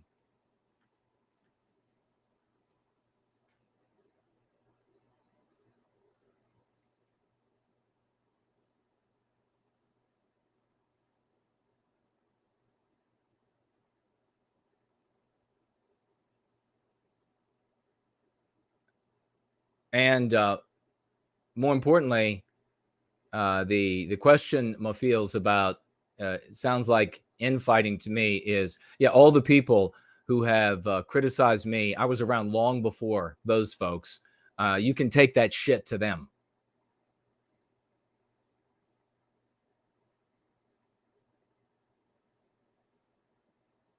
Not a man among them. This kid's life is ruined, and they made a bunch of sniggering jokes about it. Being losers, every single one of them. All right, let's see if we have anything over here. You know, guys who can't care about and defend our young men and women, that is a sign right away that they're not men. If they're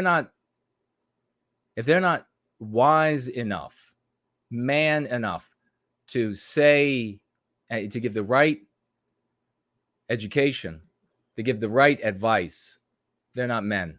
Nobody should heed what they have to say.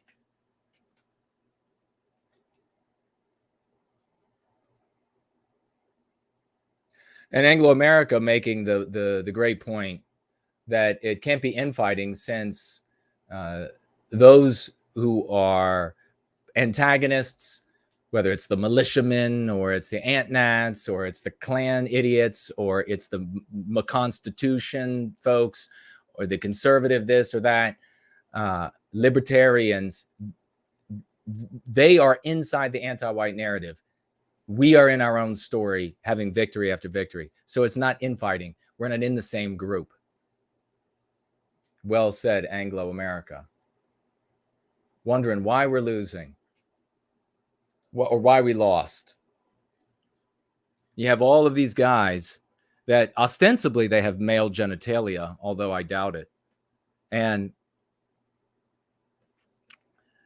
they either can't say the name of our race, or they want to play Hitler worship. I mean, give me a fucking break. Not a man left. We heard all these stories. Haven't you guys heard all these stories? I know Brant and and folks have talked about, you hear these stories of these great heroes of our people. And now there are none.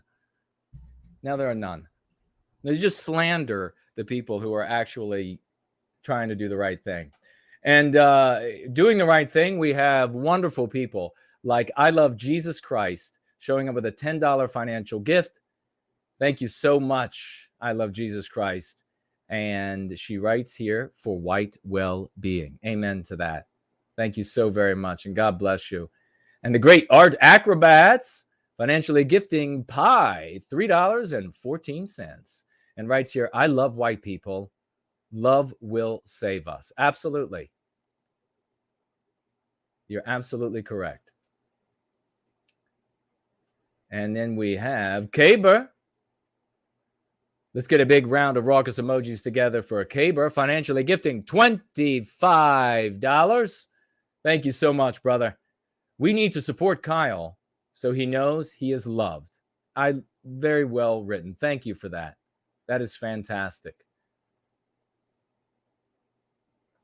Yeah, I wish we could convey to him in a way that would be healing. I'm afraid that he's so far beyond that now that there isn't much we can do. Thanks to the idiots he ended up listening to. Sakis here, financially gifting $10. Thank you so much, brother. In the name of one of Canada's hardest working people in the white positive sphere, Irish Eyes. Did you get a chance to see his recent video with the anti-white predator who threatened to have the police throw him out of a Walmart just for talking about white well-being? Folks, let's get a raucous round of emojis going for both Sakis, pardon me, for bringing this up and the financial gift with it, and Irish Ice. I did see this video. This is what Kyle should have been doing. Irish Ice was, and not everybody is going to be able to be as passionate or as aggressively passionate. This is the righteous indignation, though. When you know that you are morally in the right, that is how you can talk. Irish Ice was in a Walmart, and he was in a line and waiting to check out, and he was talking to a Westman whom I believe was a homeless person, and Irish Ice was talking to him about white well-being. And this anti-white, white pig woman comes up to him. She works there and says something to him about how he can't talk about that sort of, you cannot talk about white well-being in her Walmart. Well, Irish Ice took out his phone and decided to go off on this anti-white pig, and with righteous indignation, calling her anti-white, saying that the ideology is Antiwhiteism, and bringing everybody's attention to it. And you know what was really remarkable there? Not remarkable for the application of going free, the practice of going free, the concepts. This is the way it always works. What it's remarkable that everybody hasn't started going free, because the white woman could not respond. She was morally in the wrong. And some customer, I think, that came over too, he could not respond. They had nothing they could say in response to the position of villain. That was the success that Irish Ice was having when he was telling these people how anti-white they were for trying to shut down his loving conversation that he was having about white well-being with a homeless Westman. Now, what do you think her response? Do you think she would have been speechless had the person started talking about the Magna Carta or freedom of speech or Hitler? Do you think she would have been speechless? Or if they'd been talking about the puppies, do you think she would have been speechless? Or actually, would she have had a lot to say from a morally righteous vantage point?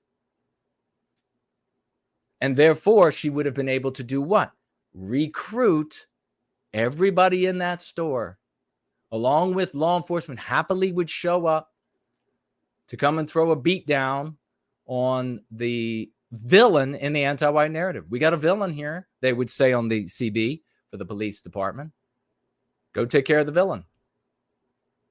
Instead, she had nothing she could say in response. So well done, Irish Ice. I salute you. Promethean hails for that. Magnificently done. Again, other people, I mean, you could take different, other people might take different approaches. I've taken both approaches. I told you all where I went up, I was at the grocery store, and they were playing some song over the PA system that said, was talking about white people as white trash. And I marched up to the counter and I said, what in the hell is this anti-white music that's being, to a non-white person, non-white woman, this anti-white music being played over this PA system at this store? What are you doing? And she looked horrified.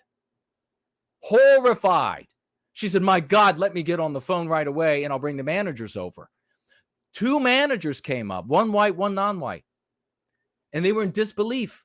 They said, it was anti-white? And I said, yes, it was. Guess what?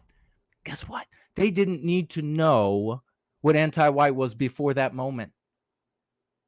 And guaranteed they had not heard what anti-white was before that moment. The non-white manager, who appeared to be the superior, took out paper and was writing down. Do you all remember I shared the story? How many minutes ago it had happened? Because I didn't know what the name of the song was. What did it say exactly? It said it was calling white people white trash. That's anti-white. That's anti-whiteism. Are you going to allow this in this establishment? No, we're not going to allow that. And then when I walked away, the white manager walked with me for a few steps and he said, that's awful. I can't believe they're playing something like that over the PA system here. What would have happened if I would have gone up to the non-white woman at the desk and said, you're only here because of the puppies. And there's a song being played because of puppies. And I want to talk to your manager about how these puppies are ruining things. Come on.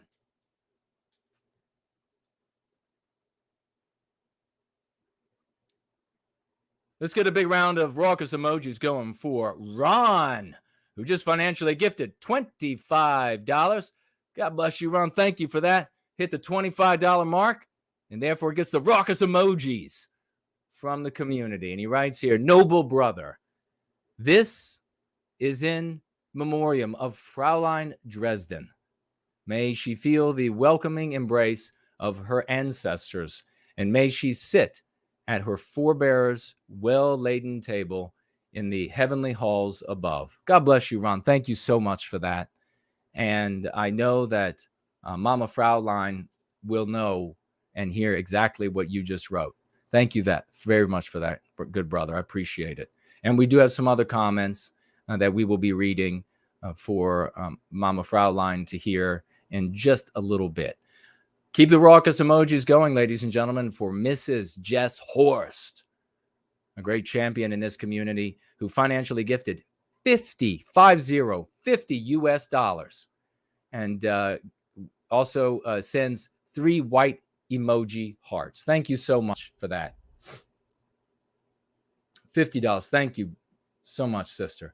Yeah, I get fired up when I've been here for almost 3 decades. And I have argued against asininity that entire time. And when it's just an argument between people, I can just have it out and I can politely walk away. But when I spell out your position is going to cause X, and that's horrible, and they still move that direction, and then X happens, like a white teenager's life is ruined, I get fucking pissed off. And I get really pissed off if somebody wants to show up and say, sounds like infighting to me. You. That's what I have to say for you. That's what I have to say for you. I'll read to you one the great argument that's made in response. I'm not going to tell you where it came from because I won't necessarily humiliate an individual unless they just come after me and name me over and over. But somebody very recently made this really profound argument about their strategy. He actually said, quote, people talk about how this is not going to work, but obviously this is going to work. So yeah, no. Profound. No wonder folks follow that. So intelligent.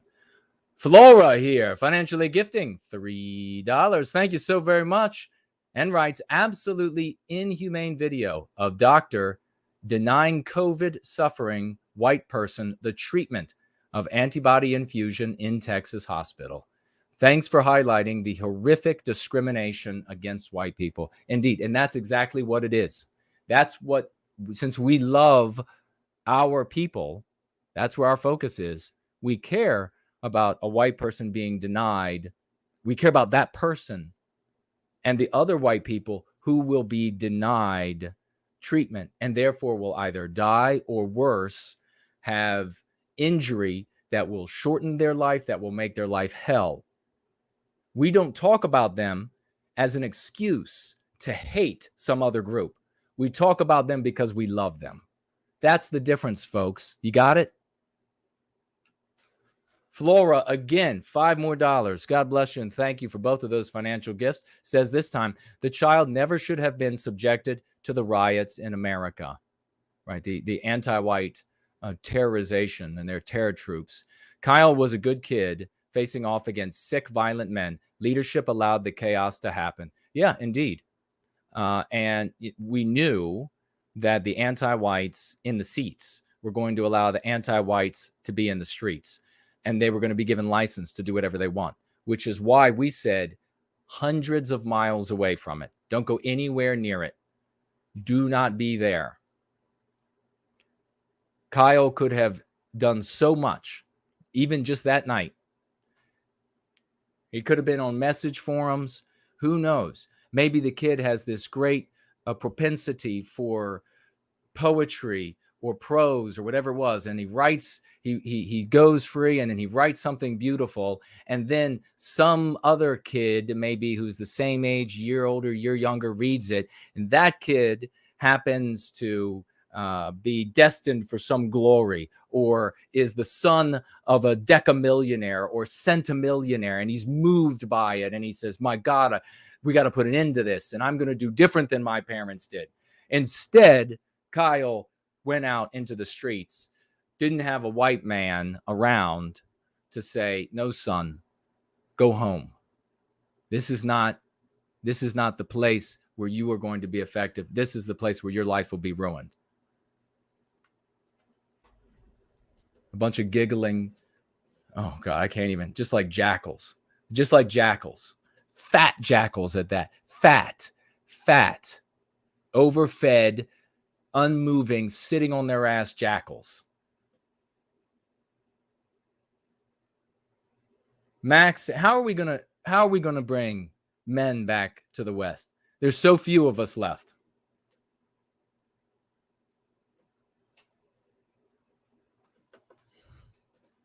Max Anderson, financially gifting $5. Thank you, good brother. Just a shout out to the White Wellbeing community. It is a great community. Thank you for writing that. And you're right, it is. Absolutely is. A magnificent community. Tall Kevin, ladies and gentlemen, get the raucous emojis going. He hit the $25 mark. This is a great Tall Kevin. He writes, thank you, brother, for that financial gift. And here he writes, stopping in to watch a stream, finally have some time. Keep up the great work. Quick question. If someone criticizes taking advantage using certain financial benefits available to us that allow the well-being of a white family, are they anti-white? For example, comparing you to non-whites who take advantage of the system but legal.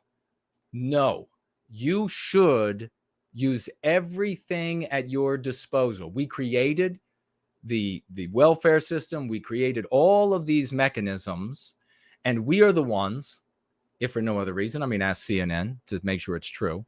We are the ones who are shouldering the lion's share of the costs.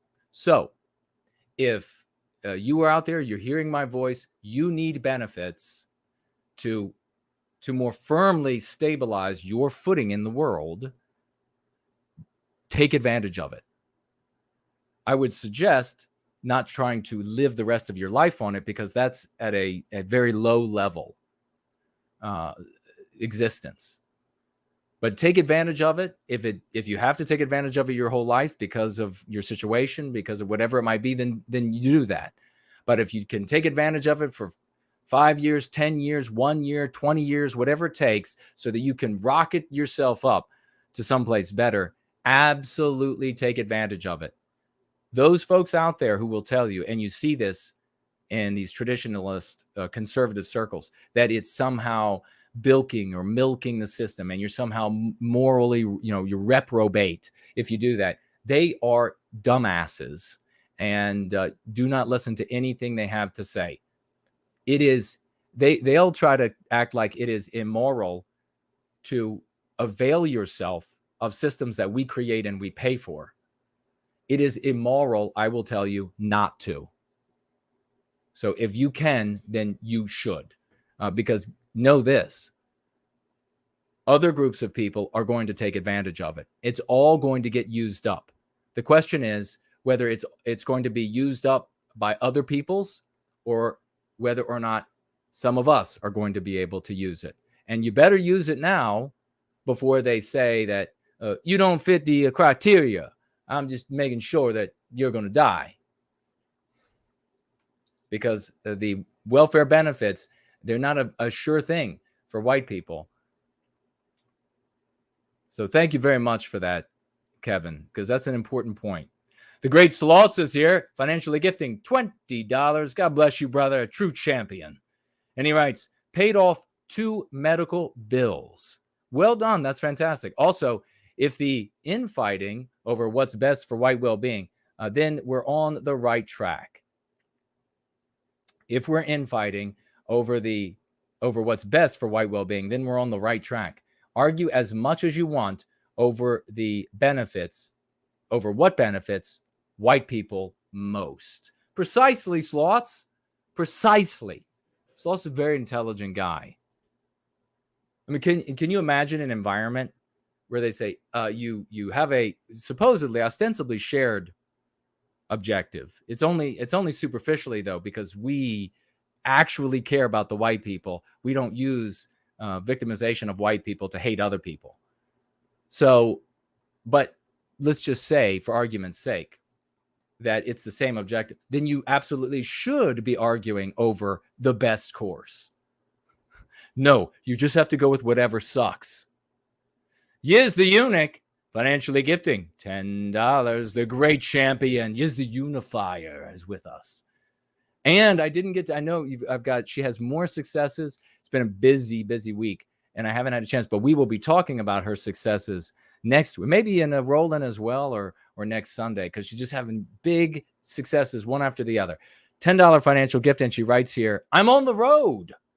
I finally got a decent driving contract, so I'm working again. Bravo, that's magnificent. I may be behind the wheel 50 hours a week, but I'm still pushing white well-being to every home, business, and factory I visit. See, she means business. That's what a champion looks like. I love you all and look forward to being at the next dream stream, if I can. Kip, indeed, sister. We love you. That's fantastic. So many champions here. Yiz, Slots, Tall Kevin, Max, Flora, Mrs. Jess Horse, Ron, Sakis, Irish Ice. So many champions. Magnificent to be able to serve white well-being with you all. We're going to jump right into, and I'll just take a quick look over here to see if we have anything on Odysee. And we do, actually. So looks like we have... Get your raucous emojis out, ladies and gentlemen, because White Healing is back with another $100.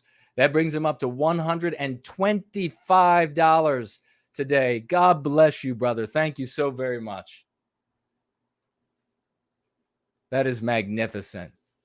That is White Healing. Already broke the Odysee platform. That's how magnificent that champion is. That's what we do in service to white well-being, folks.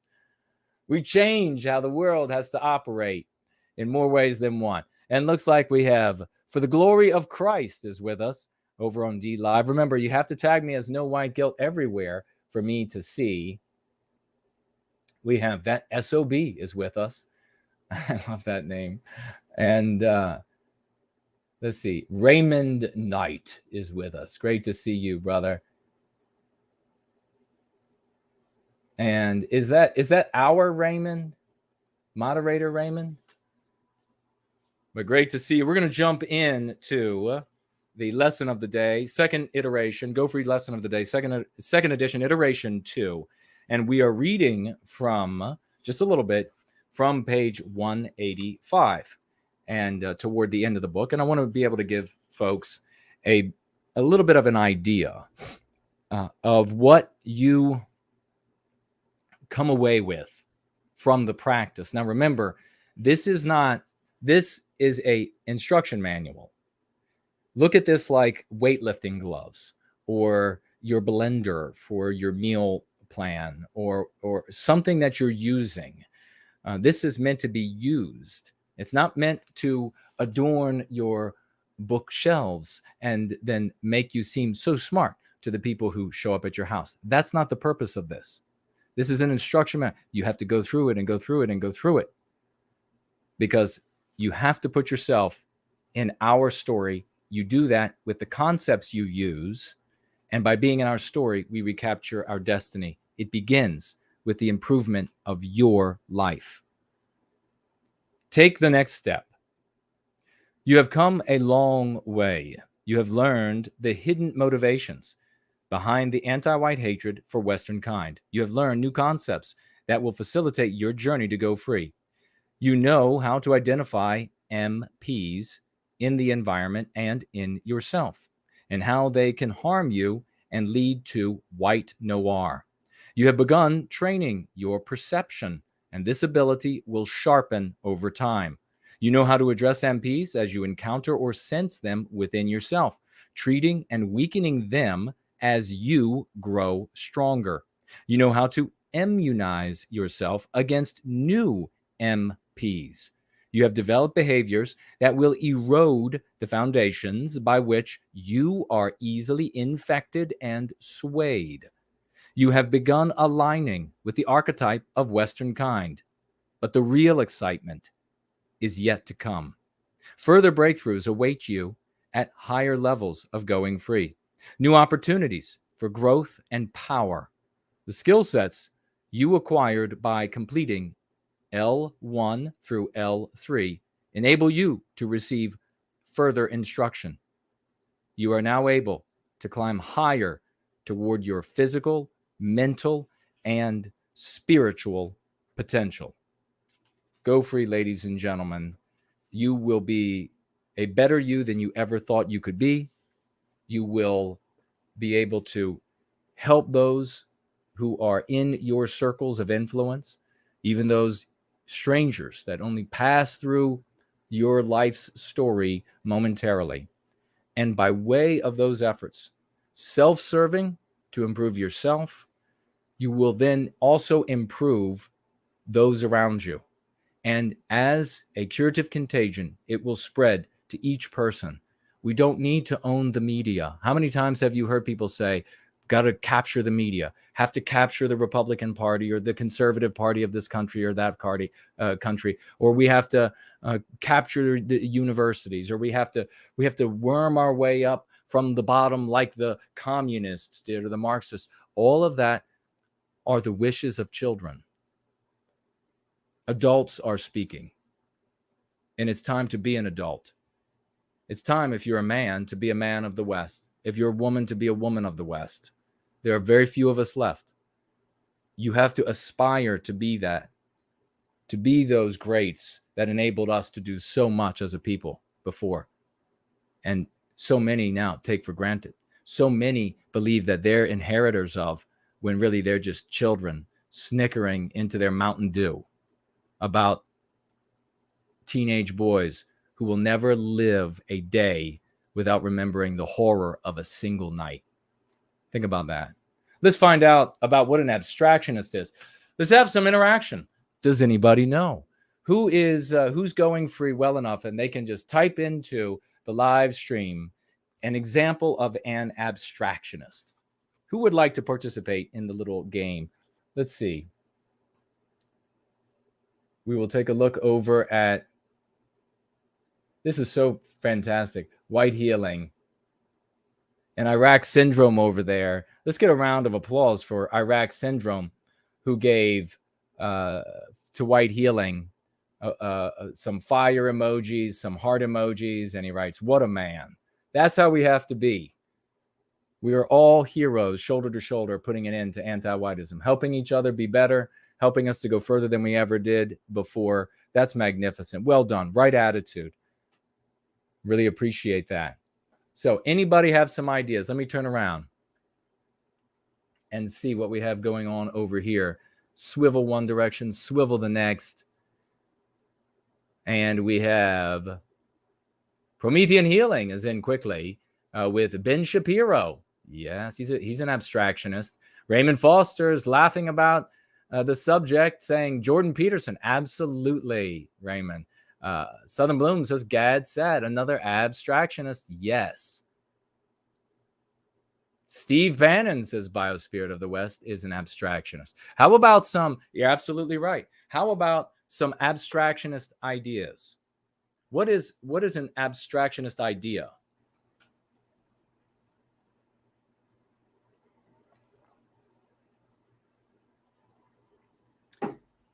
And how useful is it to be able to take people in these, what they would consider different categories, right? People even named here would consider themselves in separate categories from each other. How useful is it to be able to take all of them and put them into a single category as abstractionists? Franklin Peanut, absolutely right. Civic nationalism. Promethean Epoch came in there as well. John was saying that Victor Davis Hanson is an abstractionist. Carlin, abstractionist. Nancy Drew says yes. Your Yankee, cancel culture is an abstraction. Yes, it is.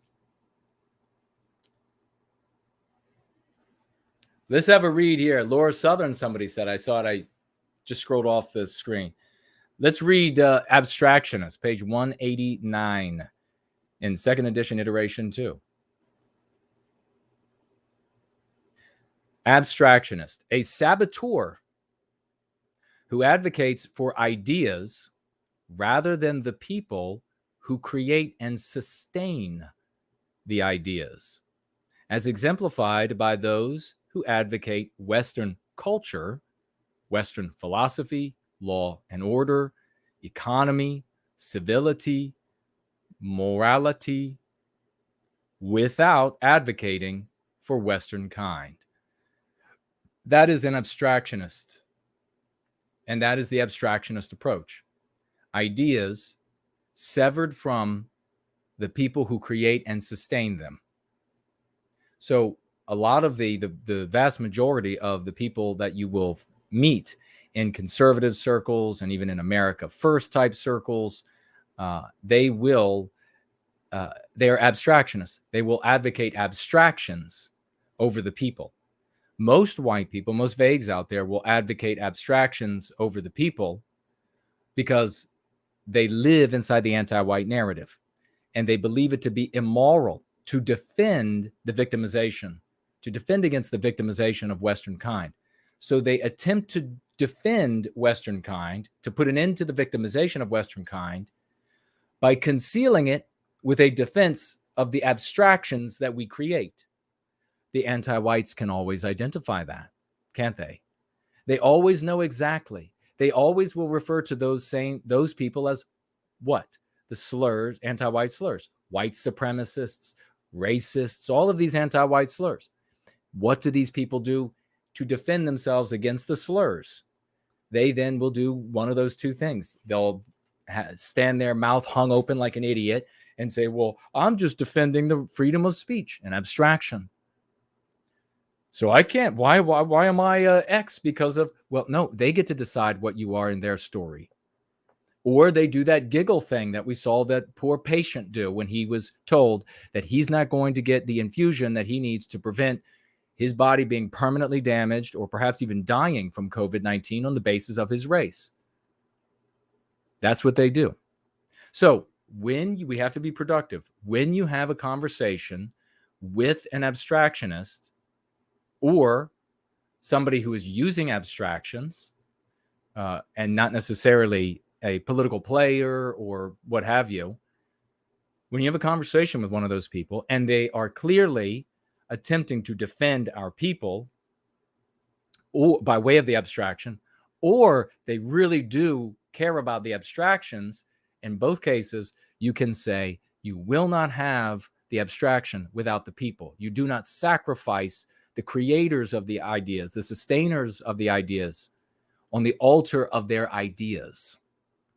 That's the meme curative that you're after when you're speaking with these people. You drive the point home. I've gone to CPAC and I've been there several times, and I've had conversations with the most terrified white people that you have ever met.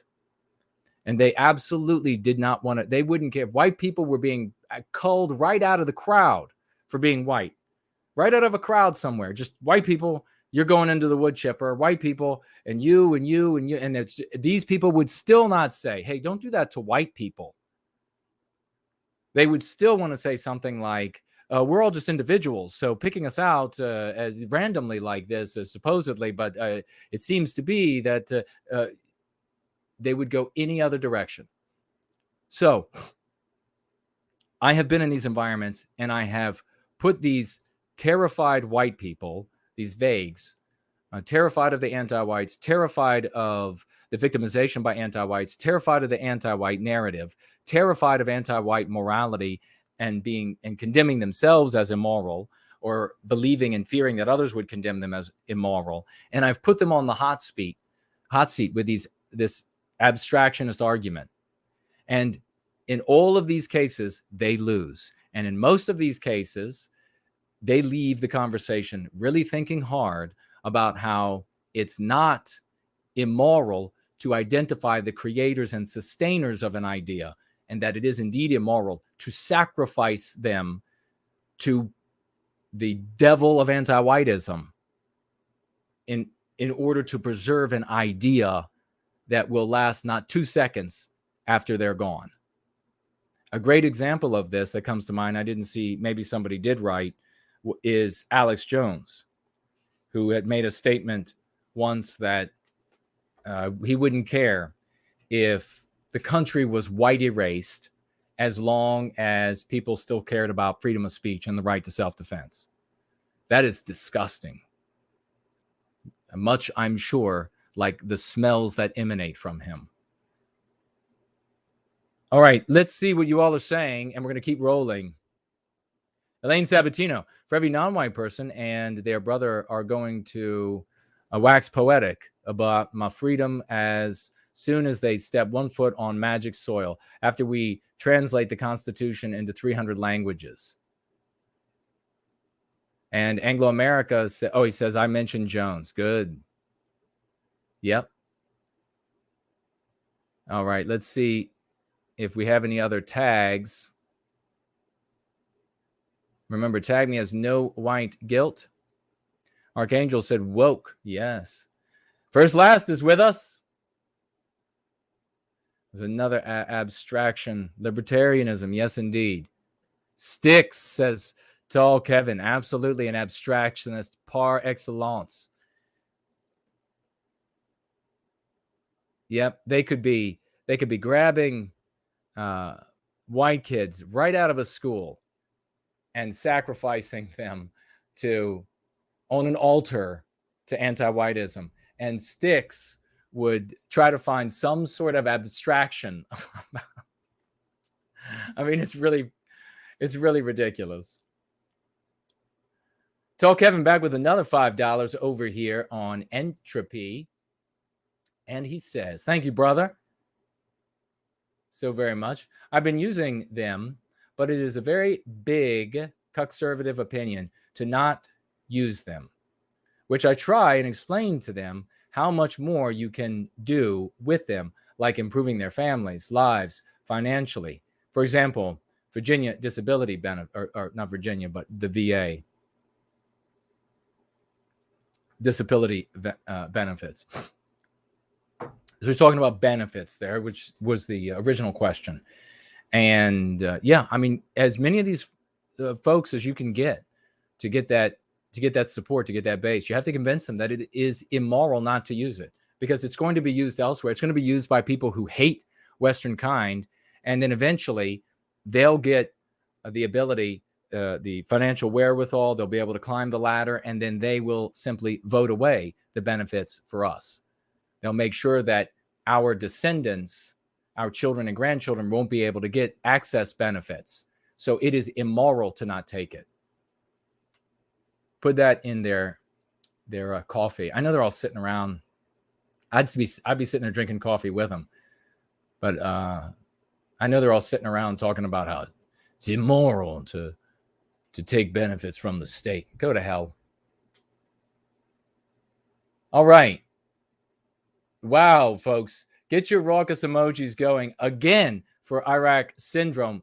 This time, not only was he doing the right thing earlier and celebrating one of our other champions, White Healing, over there on Odysee, but he shows up on Entropy, financially gifting $130.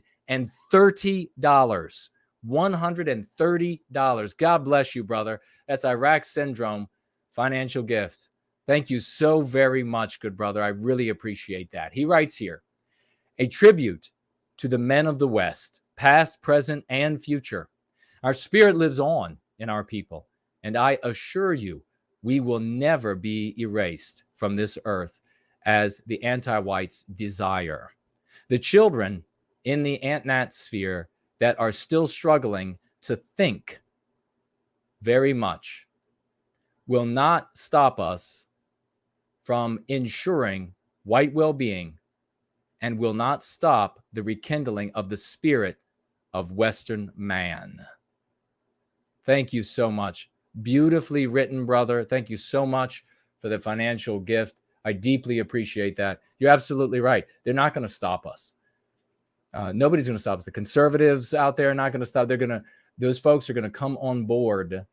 They're going to drop their, whether it's the abstractionism or the LARPing or whatever it might be, they're going to drop that garbage, and the ones that are capable are going to become men and do the right thing. I'm so tired of having to deal with, over the years, and still all the way up to this point, with boys and girls, by that, children. So tired of it. Absolutely classless, immoral losers. We need to clean house. That's what needs to be done in the white sympathetic sphere. We need to clean house. We have over here, and thank you very much, Iraq Syndrome, $130. We have Doug writes over here in the question widget. Only the, maybe you're saying only a ethno-state will help white Americans. That is no. I guess you're new to going free, and it is, if you're going to wait for some fantasy called an ethno-state to save us, then you're done. Also says here, Doug says, I don't want my blue-eyed daughter. Okay, well, that's your prerogative. You can decide who encourage your daughter, who you would like to see her date or marry or have children with. And then, once she is an adult, if you've done the job that you wanted to do, then she'll make choices in line with your education. But aside from that, this wish is not for something called an ethno-state is not a plan. That's not happening. Forget about it. There's no, only controlling the media, only building a bridge to the moon, only, all of these sorts of things are wishes, they're non-starters. They're DOA. They're dead on arrival. That's not doing something. There's no way to achieve anything called an ethno-state. There's no possibility of it. It's pure fantasy. And Doug, I encourage you, and I'm willing to believe that you got that idea from someone else, and it wasn't your idea originally. And I'm going to encourage you to re-examine that idea. Re-examine how saying to yourself every day that we need to control the media, or we need an ethno-state, or we need a bridge to the moon, or we need whatever, how that encourages lethargy, how that encourages you to do nothing that is productive, how that encourages you to just talk about how one day it might be nice because I have lots of wishes. You can make a difference in the world, Doug. You can change your life. You can be a better you. You can access your physical, mental, and spiritual potential, which has been kept from you by way of the infections, the anti-white ideas that we are all infected with. You have to treat it on a lifelong basis. So you need to implement the practice of going free of the anti-white narrative in your life, with your family, your daughter. I'm going to tell you this right now, Doug. Too many people in the white sympathetic sphere, of all the religions and atheism, of all the different political persuasions and ideological persuasions and economic persuasions, too many of them think, or traditionalist persuasions, too many of them think that if you're just white and proud, that your children are going to turn out okay. Well, my friend, I'm afraid you're going to be in for a rude awakening, because there is a high percentage of kids who grow up in those environments and then end up not giving a damn about Western kind. They end up seeing the life that you lived of wishing, of blaming it on other groups of human beings, of all of this sort of thing. They look at that and they say, I don't want any part of that. Sometimes they decide to hate their parents. Sometimes they continue to love them, but they move on. It happens far too often. You need to inoculate her against anti-white ideology, or she's going to adopt it. And she'll be like the rest of the people trapped in the anti-white narrative. She'll be walking through life feeling that it is immoral for her to like the things that she likes, to love the things that you taught her to love, to care about the traditions that you taught her to care about. You don't want her going through that. I don't want her going through that. And I definitely don't want you sitting around and waiting for an ethno-state, which can never happen. Just forget about it. Thank you for asking the question, though, and putting it out there for everybody, because it gives me an opportunity to answer it. Sound Killer is here. $5. Great to see you, brother. It's wonderful to see Going Free spread. Also, my family members are finally using the term anti-white. That is awesome, brother. Thank you for sharing that. Family members are now using anti-white. The world is changing. The world is changing. Let's just juxtaposition. We'll compare what Sound Killer has learned and has taken to his family, some of these concepts, using them with the family, and then what others have been taught, things like ethno-state. Now, when you go to your family and you say, in one case, well, white people need this imaginary place, and then everything will be fine with white people, because don't you know white people never fought each other? Don't you know that white people never had internecine conflicts? That's what needs to be done. We need to be, and they look at you and they think, boy, that's not possible. You're a little crazy. They might not say that to you. They probably will, though. But they're going to say, that's crazy, Chuck. That's not going to happen. In fact, the trend is so hardcore the other direction that it just makes it seem like you're batshit crazy. You have far more luck, or no, you'd be far better received if it was, say, 1920 America. And you said, well, there should be some partitioning. And then people would say, well, maybe that's possible because we're 92% of the population or whatever. Maybe that would be possible.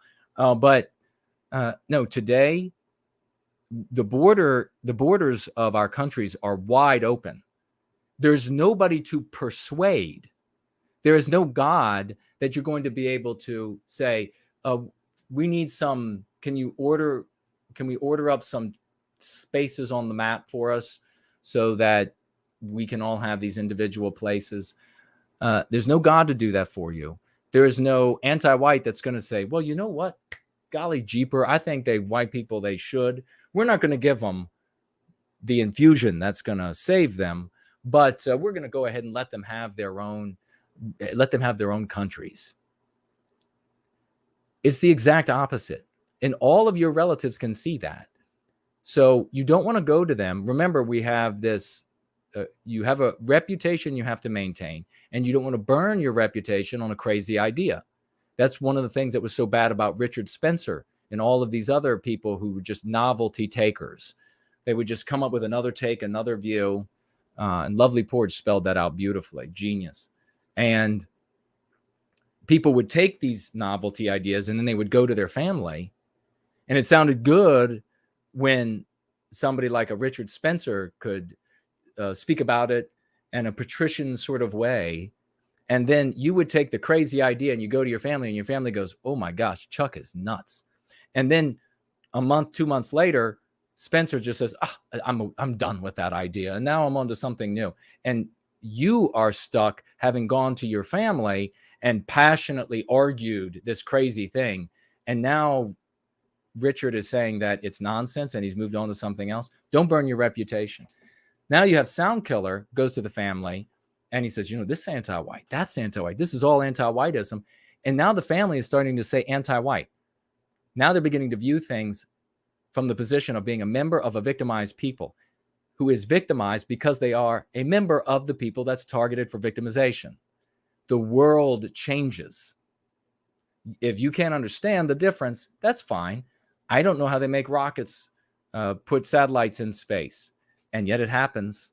I still use my GPS, and so do you. So thank you so much, Soundkiller. That's marvelous. Fantastic. All right, we'll take a quick look over here, and then we're going to, geez, it's already 7:41. I think we'll just keep rolling because I want to get to as much of this as possible. I'm going to take a few calls. So what do we have up next? Announcements. I'm going to skip the break. We have White People Press. whitepeoplepress.com. People. whitepeoplepress.com. I think is the URL, right? Tony Vermont heads that up. And he's doing a fabulous job. He just sent me, now if you don't have it, he sent to me a couple of weeks ago, and I want to read, I have to do it as a roll-in maybe. He sent me the latest print of Folk. So I have the first and then the latest. It's the same book, but this is much nicer. If you have the first one, that's great. Put it out. Get the second one. Get the new one. It's not a later. It doesn't have new content, and I don't believe. But it's the pages are thicker. It's a higher quality. You could have one in the den. You could have one in the living room. Read these. Read these to your kids. Read them to yourself. Wonderful information. Wonderful stories. I told you, Jared George has a short story in here that I would like to read some of to everybody. These are works of art as well, and you get it at whitepeoplepress.com. I'm right, I think, and if one or more of the mods could let me know, that would be splendid. If I'm right on that, White People Press. It maybe does it say right on the back? He also sent me this. Look at this. This is the latest thing they did. I'm in love with it. 50 classic tales, the Western folk and fairy tale tradition. Come on. Look at this. This is gorgeous. I am sharing what will make your life better. Tony doesn't pay me anything. I don't run what he does there. This is glorious. I'm sharing what's going to make your life better. Look at this. How can you be a parent? How could you be a parent or a grandparent or an uncle or an aunt and you're not buying this for your children? Look at this. Three Little Pigs tale. Beautiful artwork on the pages. And I'm going to tell you what, if you're like me, you also enjoy the feel of an actual book and the aroma, the actual smell of the pages. It sounds like a silly thing, but it's a fantastic. Jeff, does anybody remember the story about when I got caught at university sniffing the books?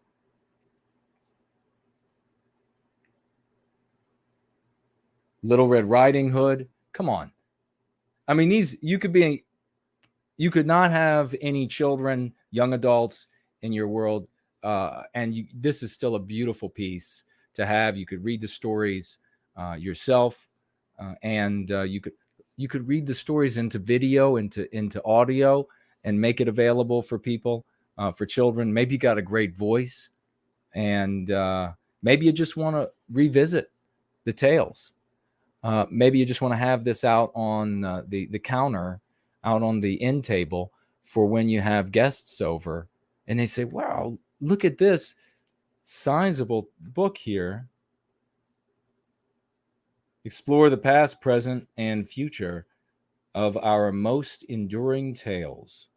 Magnificent. Tony Vermont, White People's Press. It's called White People's, plural, Press, but the website is White People Press.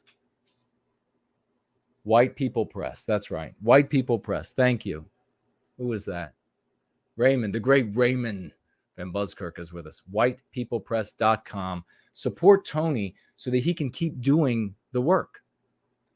What we don't want is for our creators to be lured in directions of the sickness that is in our people, which is to be the antagonist, to play the antagonist role. So there are our people are out there, so you can look at them. You have to make money to be able to do this sort of thing, and you can look out at the population and you can say what will move them to purchase. And there's a sickness there. It's like appealing to sexuality. So the anti-white sickness that's in them to play the antagonist is no different than providing pornography. Sexuality is arousing for everyone. So if you're going to appeal to that, to the basest sexuality, you're just going to put porno out there. Well, then that's what you're doing. There's no difference between that and showing people a role, selling them products, giving them a path where they get to behave like the antagonist.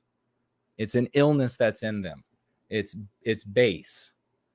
There's nothing wrong with human sexuality, but there is something wrong with playing the antagonist. The similarity there is that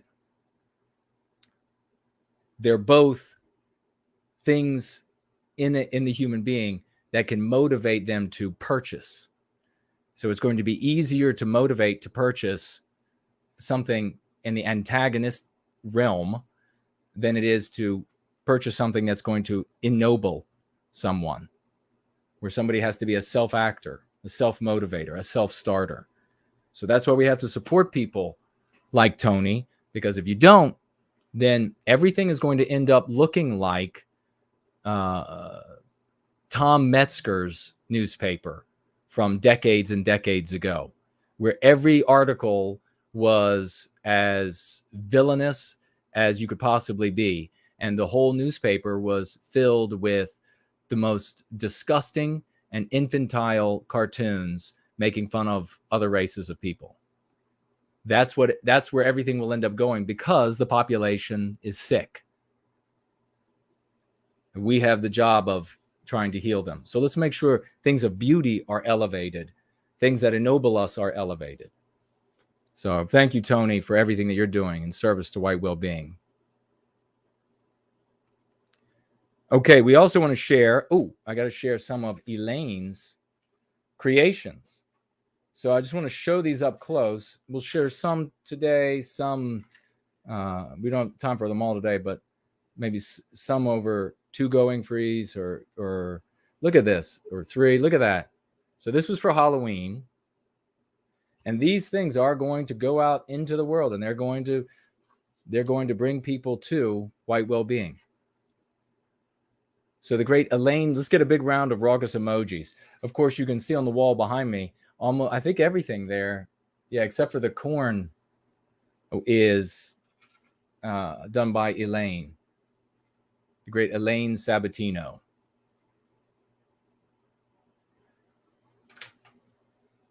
That's cute as all get out. And then look at the cat with the pumpkin. These things, folks, you can do these kinds of crafts.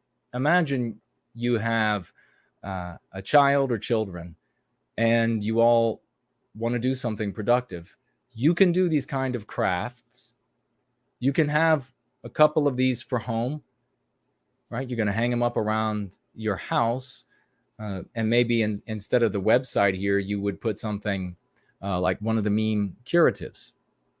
And but you could also, with your children, create things like this that have the website, and then you and your child in an activity together, or children, you've created something that you then can take out into the world as an adult, and you can I'll just hang this over here, and I'll just hang this there, and change the world. Imagine, little Johnny or little Jenny being able to help make a difference in the world that they are going to have to live in when you are gone. That's what we have to think about, ladies and gentlemen. We got these lovely stickers. I think we'll come back. God, she's got so many wonderful things. It is glorious, this lady. We will save. We'll have a couple times where we show and tell some of her great work, because she's got wonderful stickers. And what I'm going to do with some of these, when folks order things from NoWhiteGuiltCollectibles.com, they might just end up getting a surprise in the package. You'll see. But these things are going out into the world to make a difference, so that our babies don't have to live in the hell that we had to live in, where you go at the hospital with the latest pandemic and they say, well, you're white, so you don't fit the criterias. Thank you so much, Elaine. You are magnificent. What an inspiration. Do this with your kids, folks. Come on. If you're out there and you want to make something, you're a Christian, and you do a little art project with your kids that has Christ. You're a pagan and you do a little art project that has Odin or whoever. You're atheist and you do a little art project that has a chicken and an egg on it. I don't know. Whatever it is, include something that you can change the world with in the art project. Something that will better the lives of inoculate your children against the poison that is going to consume their lives. Because it's already been demonstrated, Odin can't help you. Christ can't help you. They don't help those who don't help themselves. That's the reality.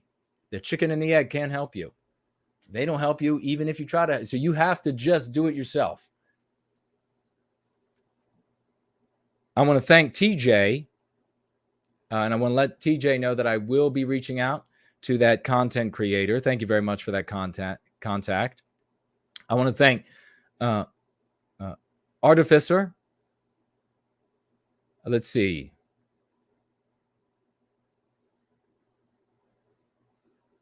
Yes, I want to thank you for reaching out to me. But your question is what I was trying to understand. So if you could maybe jump into Entropy and write into the question widget exactly what you're asking, I will absolutely speak to it. So thank you so much, though, and looking forward to what you have to write there. And because I don't quite understand. And then I wanted to speak just for a moment on Anti-White, the movie. I don't think we're looking at being able to participate, regrettably. I had, I think, 2 email exchanges with Maggie, the young lady who is involved, and was cordial, very nice.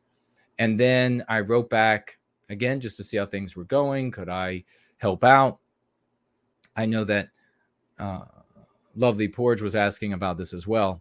And then she had said in one of her emails she would be reaching out to the other producer of this movie. I am not 100% sure that it's going to happen. And but the other producer reached out to me. He was cordial, thanked me for reaching out to them. But I definitely got the impression that they were not going to be asking for any help from us. I think it may be, and by the way, I know that Ant-Nats are trying to reach out to them. The co-producer is very Jewish.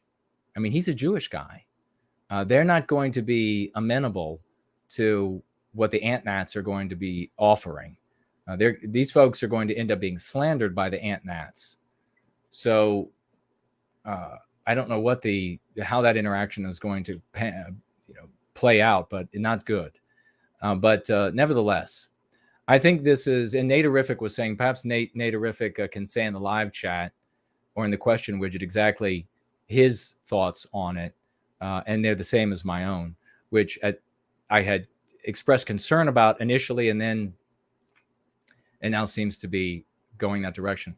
That they're going to be saying something along the line of, this is just the communists, the globalists who are trying to drive the races against each other, and we all need to come together as individualists to try to stop them. So if there's anything anti-white out there, it's their creation. And the globalists, they might go so far, I don't know, we'll have to see, might go so far as to say that it would be wrong for white people to defend themselves, or dangerous for white people to defend themselves. If they do that, then of course they will be anti-white, which would be really interesting, to make a movie called Anti-White and then end up being anti-white if you end up saying to white people, don't defend yourselves, because that only is giving them what they want. I mean, Naterific put it better than I did. If he writes it out again, I'll read it. I just don't have it in front of me.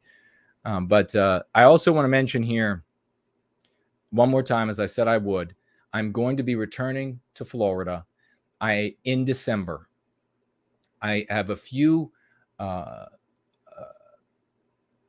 business issues that I just have to take care of for Mama Fraulein, and a few things I have to take care of now. And now that Patty has passed, for her, that require me to be present. So I'm going back.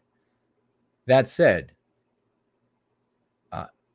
I would like to return with cards of condolence and or Christmas cards from anyone who would like to send those to Mama Fraulein.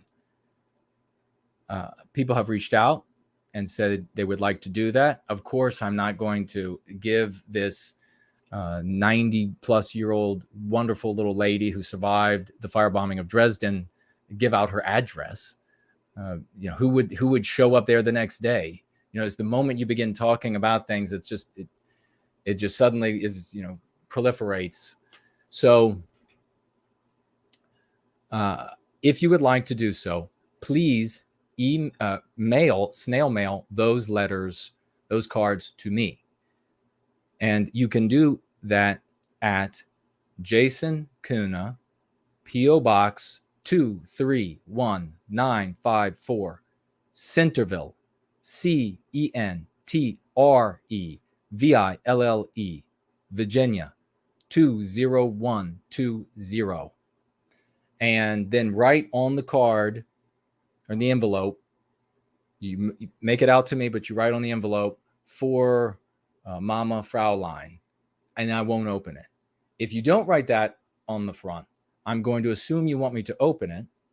And on the inside, maybe you have instructions. Maybe, I don't know what it could be, but I'm going to open it if you don't write that on the front. If I open it and it's something just for Mama Fraulein, I'll just close it back up, and then I will bring all of these cards to her. Now, if you would like to financially assist in the trip, I'm going to put the names of everybody who does so on a piece of paper to give to Mama Fraulein, so that she knows the people who helped to make my presence, to take care of those things for her, possible.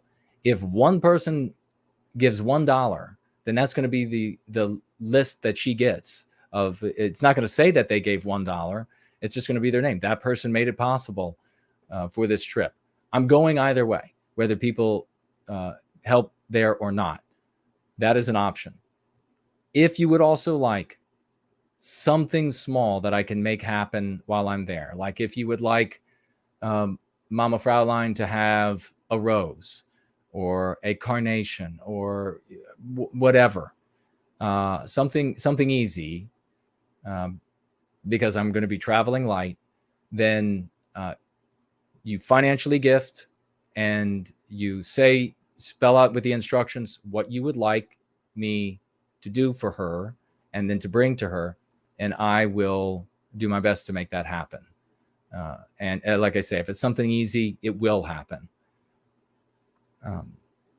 We also have the questions, and I want to put everybody's heart at rest that Mama Fraulein is financially healthy. So she's not huddled around a lamp, keeping herself warm. She is financially healthy. She has family with her, and she has wonderful neighbors, all people who love her. So she is in a good place. You don't have to be worried for her in that sense. She's one of us. She's going free. So let's remember Mama Fraulein and her loss of her daughter.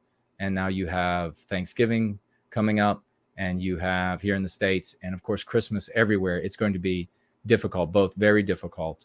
The first without Fraulein Dresden in, I'm not going to give away her age, but it was many years of her daughter being in her life. So make the cards happen within the next few weeks so that I can have yours when I head down there. Won't that be wonderful, being able to shower her with all of that love? And we're going to be doing that in a minute with comments from you all about Fraulein Dresden. The content creator that I want to remember, or I want to mention, is he still out on YouTube? Salutrian Exile on YouTube. Salutrian Exile. Is he still around? He's on YouTube. He was creating some great content. Find him. And if he's not around anymore, if that channel's gone, let me know. Otherwise, find him and follow, please. In the snail mail bag, there is nothing. So we are empty this week. So we will keep right on rolling along. And we're going to get into these comments as we just hit the 8 o'clock hour Eastern Time, East Coast, United States. Dan writes here, I never knew Fraulein Dresden, but I feel as though I know her like my best friend. I never spoke to her, but I feel as though I have memories of 1,000 conversations. I understand now why I fought with tears. Rest in peace, Fraulein Dresden. Thank you so much for writing that. Thank you, brother, and thank you for Mama Fraulein will be hearing these. Fit and healthy at any age, writes here. And I don't have all of them that everybody wrote. This is just a sampling of the wonderful things that the good folks here in Service to White Wellbeing reached out with. Fit and healthy at any age writes, she seemed like a wonderful woman. Hats to Jason for having the foresight to help her remaining days be bright for our people. May you rest in peace, lovely lady.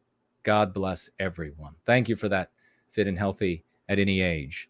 Spellchecked writes, Fraulein Dresden has, I believe, transcended to a higher plane of existence of eternal justice and peace. Of course, devoid of anti-whiteism. Her contributions to white well-being are an inspiration to us who must navigate this mortal plane, rife with wickedness. Thank you so much for those good words for Fraulein, spell-checked. We have the great Austin here, 316, writes, rest in peace, Fraulein Dresden. I never met her in person, but I was friends with her on social media. Very nice, sweet, beautiful lady. May her soul rest in peace. Thank you, Austin, for that. That's beautifully written. Afraid yet brave writes here, if it is possible to serve white well-being in the afterlife, I know Fraulein Dresden is doing it right now. Yeah, you know she is. She's serving white well-being. Thank you so much for writing that, afraid yet brave. The great Mrs. Jess Horse writes here of Fraulein Dresden, Lady of the West, rest in peace, sister. Bless you for that. Thank you very much for those kind words. The great Brad C. writes here, about Fraulein. Rest in heaven, dear sister, Fraulein Dresden. Prayers for her and her loved ones. Thank you, Brad. Jared George, the one and only, writes here, condolences to Fraulein Dresden's loved ones. She was sent off in love, and it's a beautiful thing you got to recently visit with her, Jason. Thank you for that, Jared. I really appreciate that. Yeah, it was a really touching, and I'll keep it with me for all of my days. Amber Lynn Yates says here, thank you for sharing those pictures of Fraulein Dresden. God bless her soul. Thank you, Amber. That's wonderful. Victorian Time Traveler says, if I wanted to start, let's see. Oh, that's coming up for next. We'll get to that in 1 second. We have more for Fraulein Dresden. Mary Curie writes, I sure hope Fraulein Dresden's aged mother has relatives, she does, who take care of her now that Fraulein Dresden has died.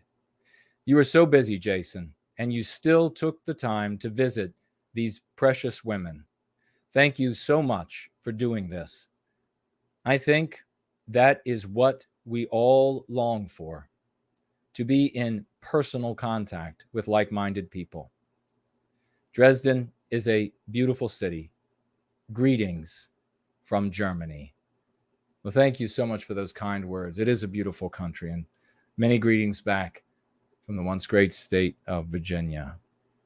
Thank you for those kind words to Fraulein and Mama Fraulein. The Great Reptile writes here, may the warmth of this western sunrise forever remind us of those we've stood beside. Let every flower be in their celebration, and every songbird to sing of their glory. Today we remember our sister, Fraulein Dresden, and we must continue to honor her and countless others through our love and our deeds. Boy, Reptile is magnificent, isn't he? Well done. Thank you so much, brother. That is beautiful.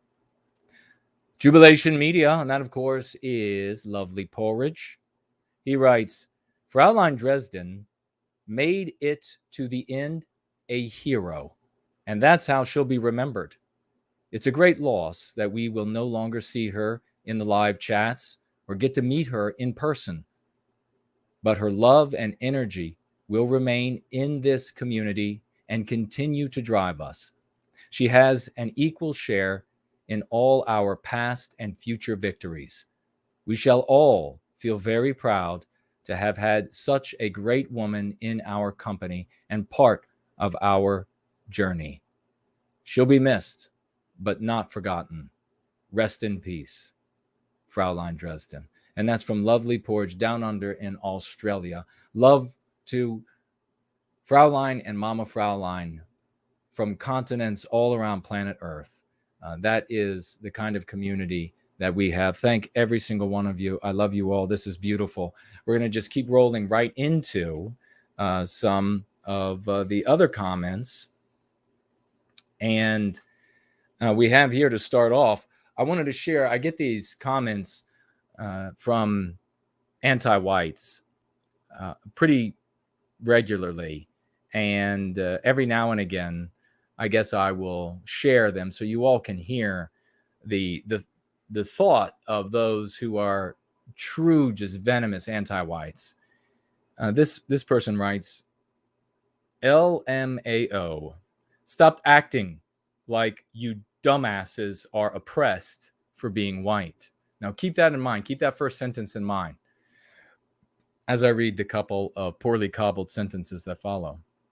This is why no one likes white people now. We have a right to hate white people. Know why? Because y'all are racist. I hope you all burn in effing hell. Every single last one of you. Sincerely, a white person hater. Now, I asked you to remember the first sentence.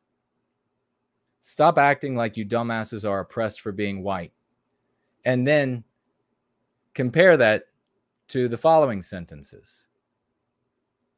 Everybody has a right to hate white people, and I hope you all burn in effing hell, every single last one of you.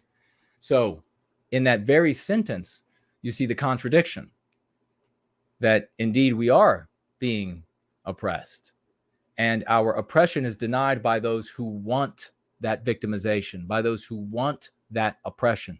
So whenever you hear an anti-white say, LMAO, stop acting like you dumbasses are oppressed for being white, you know you're talking to somebody who wants that oppression, who wants that victimization, and who believes that you deserve it or has excuses in order to do that victimization. Keep that in mind. Now, at the same time, it's obvious by the person who wrote this that this person is not only anti-white, but also non-white. But listen to this, because I get these letters as well. And think about the difference between the letters that people in the white sympathetic sphere get from non-white people who agree, who are sympathetic, versus the non-white people who are able to align with us to put an end to anti-whiteism. There's a huge difference there. This wonderful lady is, we'll just say her name is Kay. She says, hey there, I'm subbed to your YouTube. I'm in Maryland. Since you're in DC, I want you to know of something that happened at the Social Security office in Baltimore. They did video employee training. There was subliminal messaging saying white guilt. I wanted you to know this because my half siblings are white. My soulmate is white. I am a born again Christian, and my grandchildren have blue and brown eyes. God bless you for loving your people, loving the heritage of America. I saw things online. I was worried that blue-eyed people were being harmed. They were all old. I am assuming you saw this too. God bless. So there you have the big difference for this wonderful woman. Here you have a non-white woman who is, we can compare with the anti-white non-white person who absolutely wants us all to be dead, and at the same time is going to laugh at us about pointing out our victimization. Here you have a non-white woman who is white positive. She has white people in her family. She wants an end to anti-whiteism. You can at the same time compare her to the non-white people who write people like Jared Taylor, and who, as aliens to him and what he does, have to say, well, I sympathize with what's happening to you. Here you can have the absolute accord, a desire to put an end to the victimization of white people, a desire to put an end to anti-whiteism. There's no conflict there. There's no need for some like alien, differentiation. And as a consequence, infinitely more powerful here and infinitely more likely to succeed. Franklin Peanut says, good guest and show. I do have a question. What would you say is the bare minimum to inoculate an individual group against anti-whiteism? Is it just the 5 key concepts, or would it be just a few of those 5, or a little more? Trying to think realistically with the outreach myself and others are doing. Fantastic question. Thank you so much for that. See, this is changing the world. This is thinking about, okay, how do we go from where we are today to where we want to be? Not thinking, how do we go from where we are today to LARP as something we saw in a movie, or to LARP as something that was done in another lifetime, or to totally different. So clearly a man of the West at work rather than a child pretending to be something else. It's a great question, and it's a complex question because it is dependent on many of the contexts, many situational things. At a bare minimum, we want to try to get our brothers and sisters as many of the concepts as we possibly can out of Going Free. We want to get them as many as we can. However, exposure, the time we have, what we can put on a leaflet, you know that you can't put too much because then you'll just shut the person will just shut down when they see it, see a bunch of verbiage on a leaflet, a sticker, whatever it might be, they shut down. So you might have a situation dependent, for example, on something that just happened. Say it's something that you can use an actual MC with, and then you can sew in one of the other concepts. So maybe maybe you have a movie that just came out. Like, for example, many years back, this just came to mind. There was a movie about Alexander the Great where the maker of the movie portrayed Alexander the Great as a homosexual. And I remember there was a lot of anger in Greece over this. And they asked, well, where's your evidence that Alexander the Great was a homosexual? And the filmmaker actually said, as I recall, I could be wrong, but he said that, well, Alexander the Great's best friend was a male. Well, if that is the criterion for homosexuality, then that's going to be just about every single guy there is. So he didn't care. And then he eventually the filmmaker had to say, well, my movie doesn't have to reflect history as it occurred. I'm just making a movie. And then I think there was this guild of attorneys that tried to say, well, you should say on the movie, you should put somewhere that, hey, this is not history. This is just my creation. And the filmmaker, of course, refused to do so because he was an anti-white SOB and he wanted to rewrite history with his fiction. And so let's say that happened again, and it's big news. It's big news for whatever reason. You could put up posters that use the MC, Hollywood isn't history, and then maybe you tack underneath of it, it's anti-whiteism.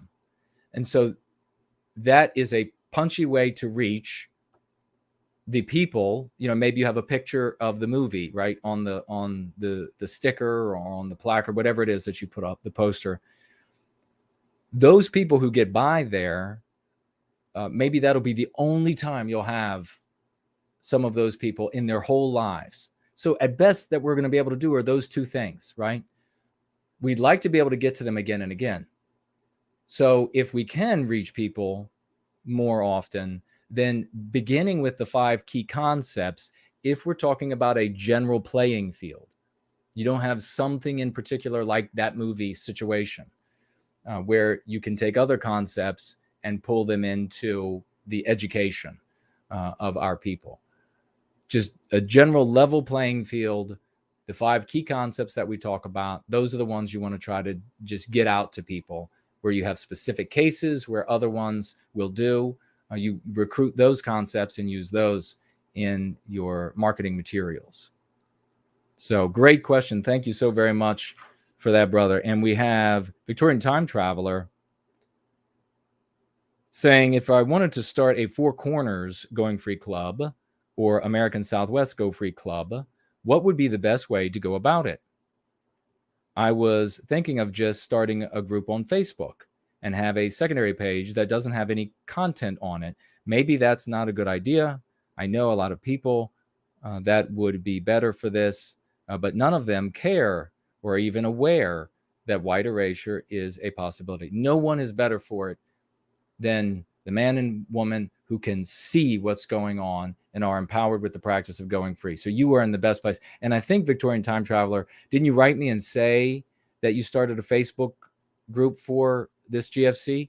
And if so, that's magnificent. We're going to do maybe a roll-in and talk specifically GFCs and all of the most recent GFC stuff going on. But if you have calls you want to get in tonight about GFCs or about anything, we're going to be taking calls. This is magnificent. Thank you so much for your activism in service to white well-being, Victorian Time Traveler.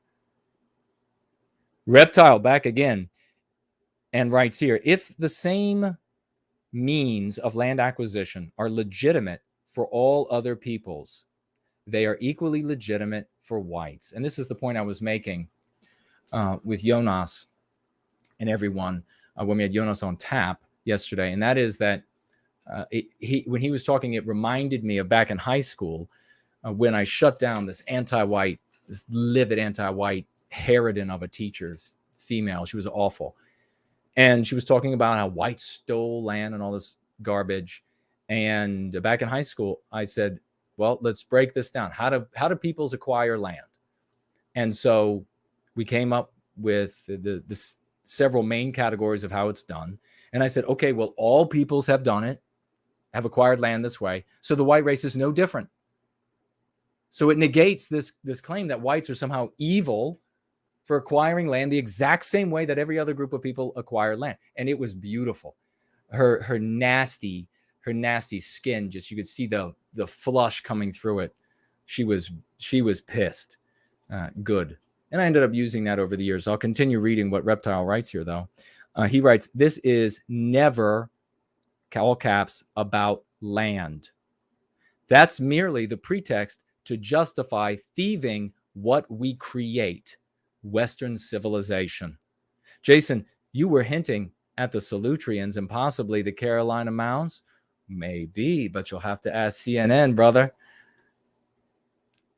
Yes, and that's what we talked about as well on tap. If you missed it with Jonas, that the whole land, that you stole the land, is just an excuse to steal Western civilization from us. If we could pick up Western civilization and leave, they would not be happy with the land. Lovely Porridge writes here, the Charlottesville trial, and this is genius, folks, so listen close to this, and we'll be taking calls in just right after Lovely Porridge's comments here. I'll refresh this, and we'll if you want to call in, let me know right now, because I'd be willing to take a couple calls before the end of the night.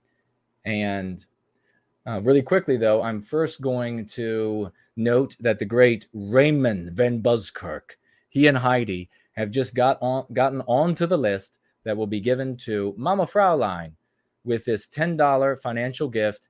He says here, for your trip to Florida, send our love. You better believe it, brother. I'm going to give her a great big hug, that wonderful little lady, for everybody. And as much for you and Heidi as anybody. You're the best. Thank you, Raymond and Heidi. And we have the great Brad C. is back. We were just honoring Brad as a monthly contributor. And he writes here, $20 financial gift in the memory of Fraulein Dresden. That's going to go. You're going to go on the list too, brother, for the trip, so that she will know, Mama Fraulein will know that Bradley C. helped to make that possible. Thank you, good brother. I deeply appreciate that. Two real champions right there.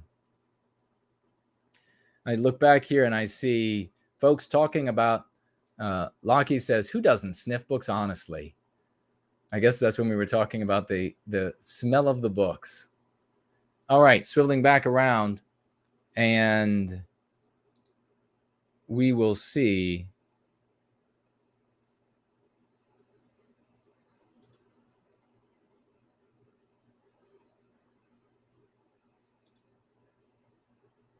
Okay, once again, if you would like to call in tonight, you'd like some time tonight, let me know. I'm going to read Lovely Porridge, and we will be then either or taking calls and then wrapping up this gathering. TJ, financially gifting $10. Thank you so much, brother, and writes some money for the travel to Mama Fraulein Dresden. You're on the list, brother. She's going to know that you're one of the folks who helped to make it happen. All right, Anglo America is going to be our first caller tonight when we get to calls in just a moment. Thank you so much. All right, here we have Lovely Porch. Listen closely to this, folks. It's genius. The Charlottesville trial is underway, and I heard that several of the defendants mentioned in their opening statements that the jury will find many of their beliefs abhorrent, and that they say a lot of offensive and stupid things. But, and then he has parenthetical here, they know the prosecutors are sure to play to the court the most extreme statements they have made to the jury. Okay, so this is the key part that you really have to hear, is that the defendants, several of the defendants mentioned in their opening statements that the jury will find many of their beliefs abhorrent and that they say a lot of offensive and stupid things. Lovely Porge goes on.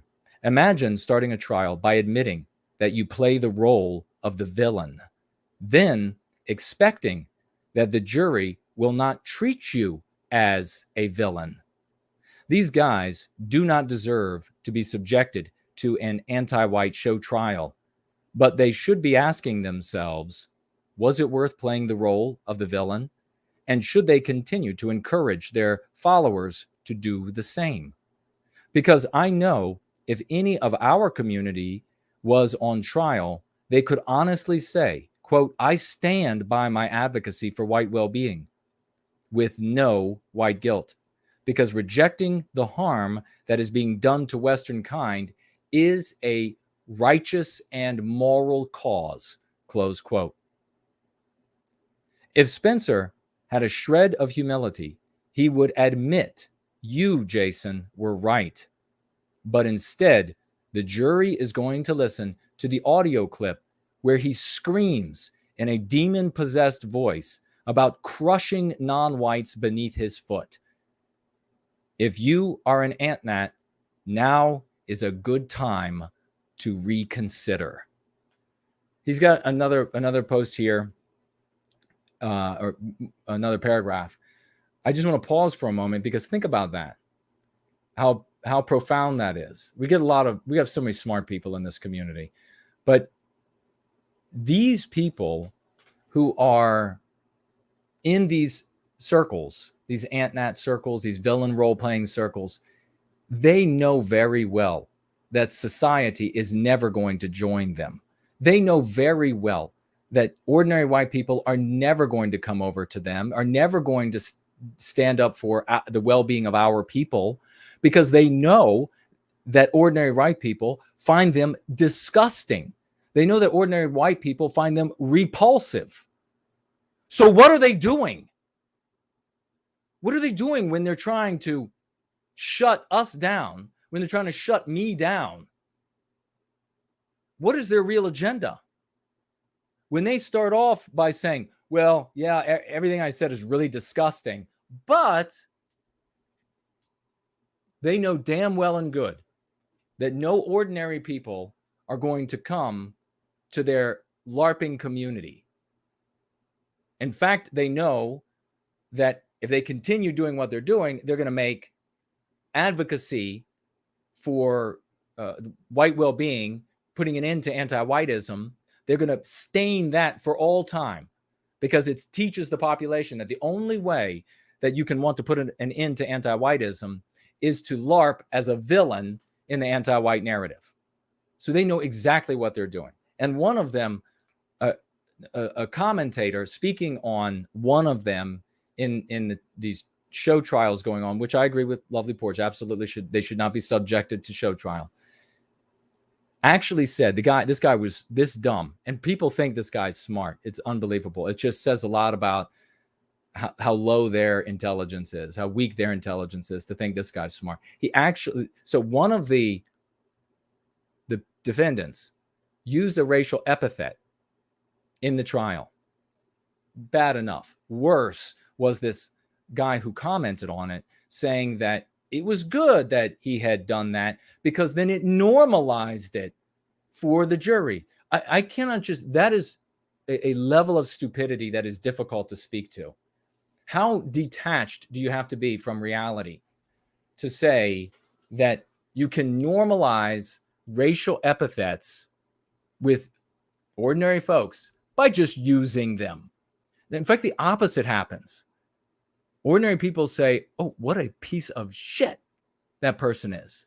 That's what normal people say. That's what ordinary folks say. Lovely Porge goes on. There's nothing worse than vetting someone. This is talking now about the GFCs and how do you vet, how do you bring people into the GFC, and which is the appropriate, how do you appropriately handle this? And he says, nothing's worse than vetting someone, then later having to kick them from a group because they can't stop spurging about something. It can send them crazy and wanting revenge. I think it's best to have a code of conduct and ask them if they disagree with any of the points. That way, you can always refer back to it and remind them that they agreed to abide by it.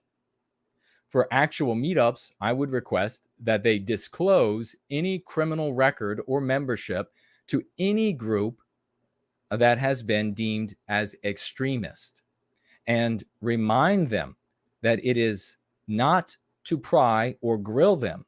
It is to protect them just as much as it is to protect others.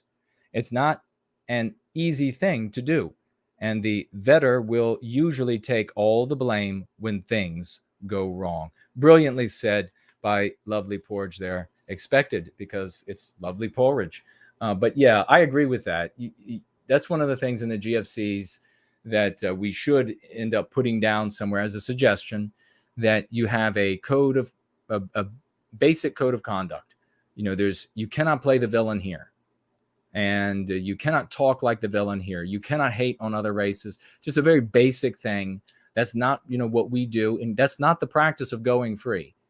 And then once they're in, whether it's just digital or real life or both, once they're in, if they start doing that, then you can say, you agreed to this, and so you have now got to get the hell out.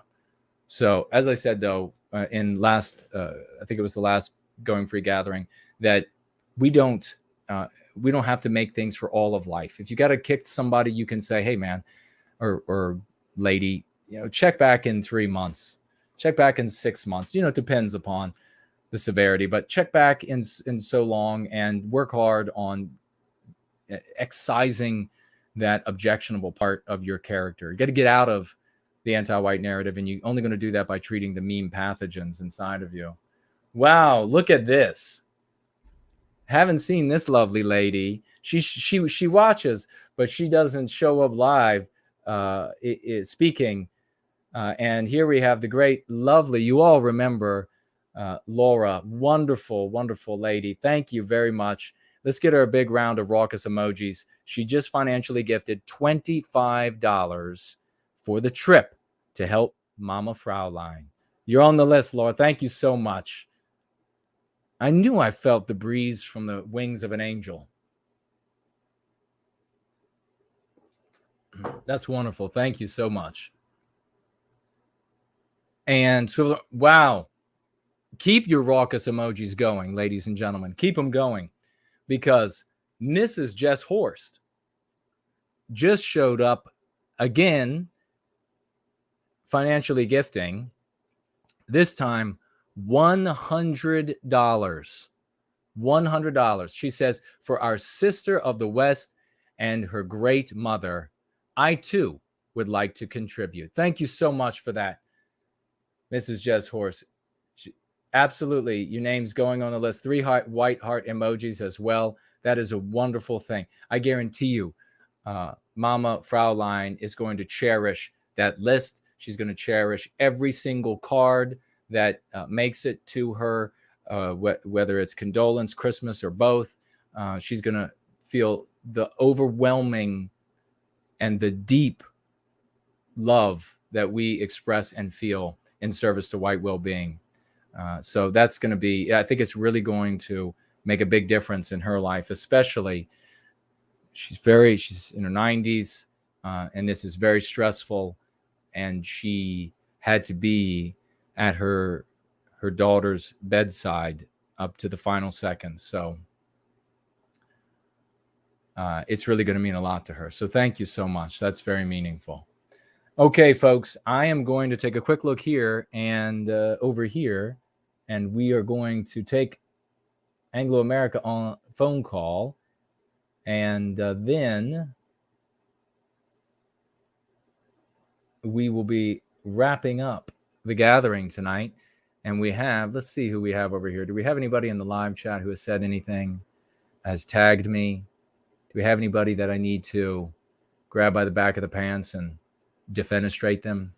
Elaine Sabatino says, thanks for sharing, Jason. Thanks, family. You're welcome. First Last says, are you going to share my poster? I don't have it. Did you remake it? I will absolutely share it next time.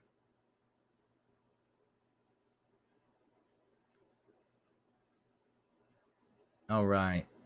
Let's see. We have Coconut says, I need to send some goodies soon to No White Girl.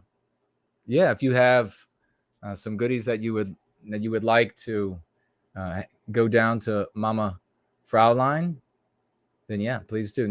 Within the next couple of weeks, folks, please. And by the way, let people know, because there are going to be people who care that about Mama Fraulein that are beyond the immediacy of this community. For example, Clarion reached out to me, and she wanted to be able to, and so she's sending me a card for me to take down to Mama Fraulein. So there are going to be others so let folks know if they would like to help out and send some love to Mama Fraulein, then it's the exact same process that I shared with you all. Artificer says, yes, sir. I don't know what that was too, but thank you so much. And let's see what else we have here. Anti-white indoctrination, CRT crumbles in the absence of white guilt, of which I have zero, writes Elaine. Yes, that's fantastic. Archangel says, the makers of the film, I guess this would be the film Anti-White, are likely trying to get in front of and claiming ownership of the concept anti-white. What they will do with it, we shall see. Well, yeah, you might be right. You might be right about it. That would be most unfortunate. I hope that they're not that immoral and characterless. I mean, that would just be...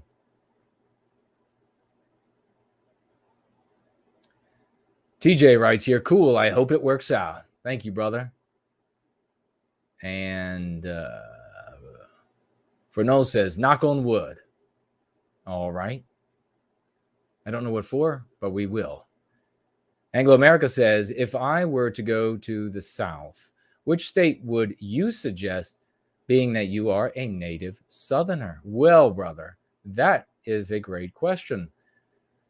It's hard to say because they've all been so sullied like the rest of the West. I, of course, being a very proud Virginian,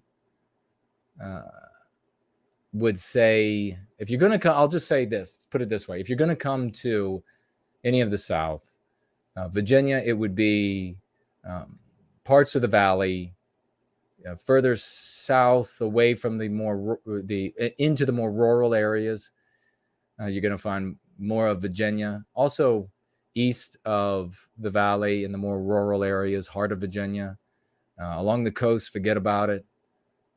Up here, Northern Virginia, forget about it. And throughout the South, from Virginia all the way down to Florida, across to Texas, you look for the rural areas that have not been submerged in other peoples, which might be wonderful, non-white peoples, might be wonderful people. But that still, Western kind creates the Southland. And so you got to find us to find the Southland. It's not a place on a map. It's a place in the heart. That's how it is for all of our creations. Wherever Southerners go is where the South is. And thank you for that question. And we have victimhood as currency in the anti-white West. The anti-whites will not relinquish this status willingly, even as they victimize us, writes Archangel. Yes, precisely, 100% correct. Yeah, they're going to deny our victimization. When do anti-whites deny that a Hitlerian is a Hitlerian. They don't deny it. Why not? Because there's no power in it. There's only weakness. When we point out our victimhood, they deny the victimhood. Why? Because there's power in it. It's not just this superficial understanding of claiming victim status is powerful, but because being a victim as a member of a victimized people unites the victimized people, and it educates them as to why they are being victimized. Anti-whites know that that is extremely powerful. So they will deny our victimhood to the very end, to the absolute very end. They could have the last white guy on earth on the guillotine, and they would deny the victimhood. So, and it's because of the power it yields us. But you know what's going to happen, just like has happened with anti-white, the use of anti-white. As these losers begin to adopt what works, they'll just claim that they've always been doing it and that we didn't ever come up with it. We didn't push it. We weren't the engines behind it. That's what the scum does, the classless scum. And you'll normally know who they are in the white sympathetic sphere, because they're always talking about Aryan this or Aryan that. They're such great Aryans that they're classless. I think that the actual Aryans would have nothing to do with them.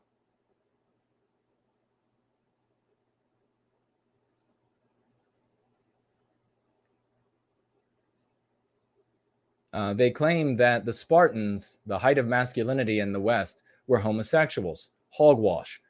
We don't even need to know the truth to be aware that we are being lied to. Yeah, precisely, continued Angel. Absolutely. And that's another reason why this bromance is a meme pathogen. We do not say bromance. Men need to come together. White men need to come together as men. We need to be men of the West again to put an end to the victimization of our people. Alex Simpson says, no white guilt, and shows yet again that the motivation of the ant-nats is not to end anti-whiteism, but just to hate non-whites. Precisely. They don't care. I mean, in this show, it's beautiful, the way that the education here has worked, the way that the conversation has worked. There should be 100,000 people watching because of how powerful this information is. The ant-nats and abstractionists in the white sympathetic sphere, they all cheered this idea of somebody going out there and gunning down the anti-white terror squads. And then when some kid went out and did it, they all laughed and they thought it was hilarious. Not a single thought for the pain of that child, for the life ruined, because they do not care about our people. They just hate others. They use the harm done to us as an excuse to hate other people. Precisely. All right, we're going to go ahead and take this phone call because we're getting ready to run low on time. And Anglo America, here comes the call.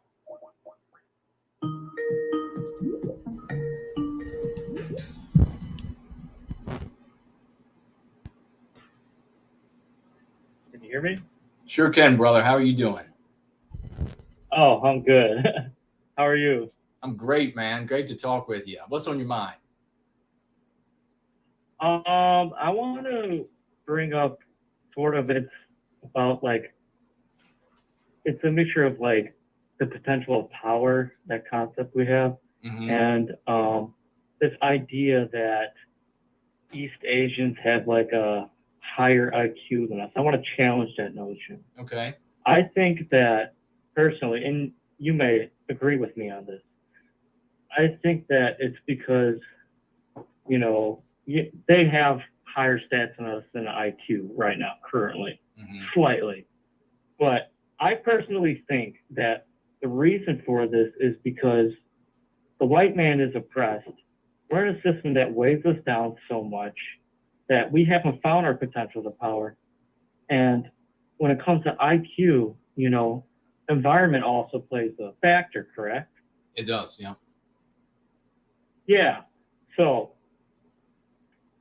since we don't have our potential power, a lot of the Westmen out there, we're weighed down and our IQ is shrunken just that little bit to be lower than the East Asians.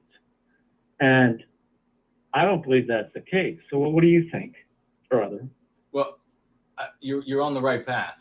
That when it comes to the testing of IQ, IQ is just basic up front. It's like it's determined by genetics. In my opinion, I'm probably wrong. CNN will know the truth. And just like height is determined. Now you can fall short of your potential for your height. You can fall short of your potential for IQ because of the environment. So the environment cannot make you more intelligent or taller than your genetics would enable, but it definitely can make you less. Now, the body is resilient. The animal body, DNA is resilient. And so even in the face of things like malnutrition or this sort of thing, from the basic needs, the body will still reach its very nearly its full potential. And that's why this idea of just better nutrition and this sort of, they talk about the Flynn effect and all this sort of thing, that is a very narrow band of difference because the body is just so resilient. Genetics, life is so resilient. Now, where you make a big difference is psychologically. An elephant can be taught that a little wooden stick will hold it in the ground because it learns when it is a calf that little wooden stick will hold it in the ground. So when it gets to full size, it could easily walk away with the wooden stick and the car and the van down the street and the tent, and it could just keep walking. It doesn't know that it's able. It won't reach its potential as a consequence. White people undergo the exact same thing. We're taught that we're evil for achieving. We're taught that we are inherently evil, that there is this evil that follows us everywhere we go. We're taught that we need to be censoring ourselves. Our right of self-expression is denied to us. We're marginalized and sidelined. We incur societal blame. Our right to life is literally to life is denied us by way of the anti-white dictum that states that the only good white person is an anti-white white person. Our opportunities are limited. We're taught that we're made to apologize for being white, and we're taught that we are substandard to non-whites because non-whites in their cultures we're always told are special and unique. We're told that in so many words that non-white lives, suffering, joy, that all of that matters. And in the absence of being told that our lives matter, we as a group then take that on as the opinion and position of the regime, of the authority, of those in charge, that we have no value. We could go on and on about the psychological trauma that white people endure, and then as a consequence, do not reach our fullest potential. Anti-whiteism, and this is our fullest potential in intelligence, in creativity, in memory, in industry, etc. Anti-whiteism and mean pathogens have been around for a very long time. So they were adversely affecting us and our potential for success, our achieving our physical, mental, and spiritual potential for all of that time. There are some other factors as well. But I will add that limit us, that undermine us. But I will add that when it comes to the IQ, testing of IQ, it doesn't take into consideration. And maybe I'll share the personalities that the people I were talking with. We'll see as I talk. I don't know if I should share their names or not, but it's not taking into consideration the differences in intelligence. And so in other words, it's trying to measure a vertical leap with different, or maybe that's not a great metaphor. Maybe it's trying to measure different activities with the same yardstick. That's a better way to put it. So the way that the Asian people are wonderful people, and there are many extraordinarily intelligent, wonderful people, and on the basic IQ tests that we see today, and of course CNN will correct me where I'm wrong. I might be relating something that's inaccurate, and if I am, then I hope folks will go elsewhere and find the truth. But what I have seen is a bell curve that shows that the mean for the East Asian intelligence is a few points higher than the mean for the intelligence of white people. But you see also this to the right side of the bell curve, in other words, the geniuses, that there's a greater number percentage-wise of white people that are in the genius area than there are Asian people in the genius area. So there are certainly genius Asians. But I was in a conversation with a researcher of intelligence and genetics that you all would know the name if I said the name, and another person who is a lauded, a very well-respected, a very intelligent guy. And we were talking about IQ. This was years back, more than 10, and maybe 15 years ago. And I asked the question of these two gentlemen. I said, has the difference ever been measured between intelligence? Let me rephrase. Has the intelligence of the different races been measured while the activity in the brain is measured? Because for example, the Asian brain, again, subject to verification if this is true or not, is wider than the brain of a Westman. But the brain of a Westman is taller, and particularly in the forward part of the skull. The Asian brain is wider also than, on average, is heavier. Now, the lobes on the side of the brain are largely the areas where memories are stored. And when we put people under the scan and we measure the electricity in their brains and they're asked to remember something, those are the lobes, the temporal lobes that light up. When we ask people under these scans, we see the electrical activity in the brain to imagine something that doesn't exist, the forward part of the brain lights up. So I submitted this to these two guys, and they were both astonished. They had never thought of it, and they didn't know anybody that had ever studied that difference. And I said, well, I think that this is something really important, because if we're talking about creativity versus memory, then we are measuring apples and oranges. And so I don't know, though, that any study was directed in that course thereafter. But it's something that's interesting. It's not necessary to us. It's not necessary to us in order to serve white well-being. Of course, we could be our. I've said this before. Our average IQ could be 90, or 80. It's still legitimate for us to serve white well-being. The big difference between the races is not, in my opinion, intelligence. It is instinctual behavior, biosphere. The white race could have an average IQ of 90, and we would still make Western civilization. It's the behavior. It wouldn't be as advanced at this point, but it would still be Western civilization. How do we know this? Well, when you have white people who have an average, whose IQ is 106 or something, in the average range of an Asian, they don't become Asian.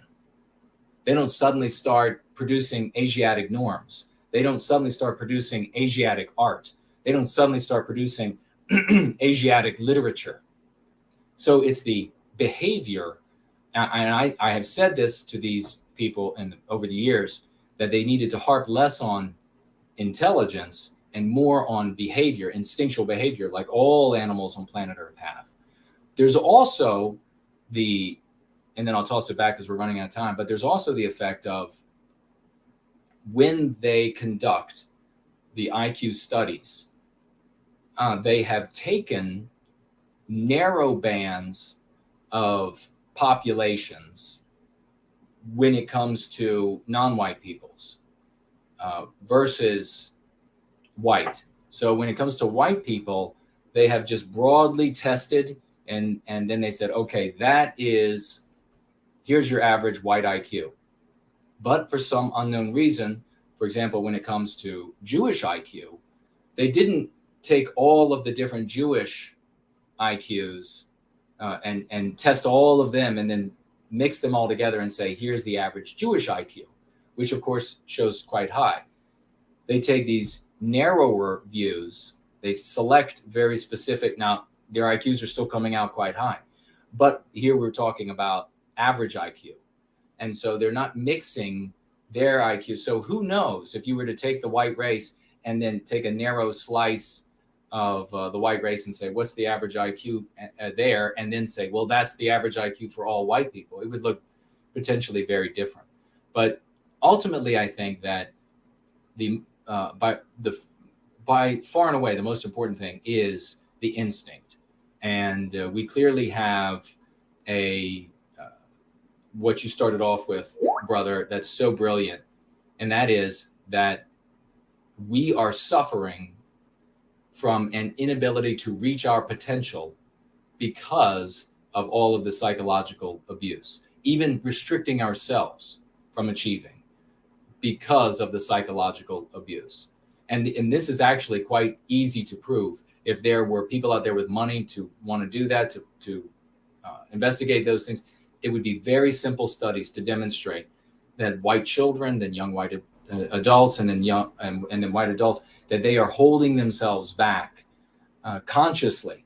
And that's not even talking about what they never were able to achieve because of the white guilting. So I think this is very clear, and it's very clear. This is white noir. Not achieving your potential is what we refer to as the white noir in the anti-white narrative, or in the going free practice. But you have the final thoughts, brother. The floor is yours. Thank you for the question. No problem. It's one that's always been bothering me lately, because I'm always hearing about how great the East Asians are in the quote unquote right wing circles and stuff. And I'm like, but you got to ask CNN with this one.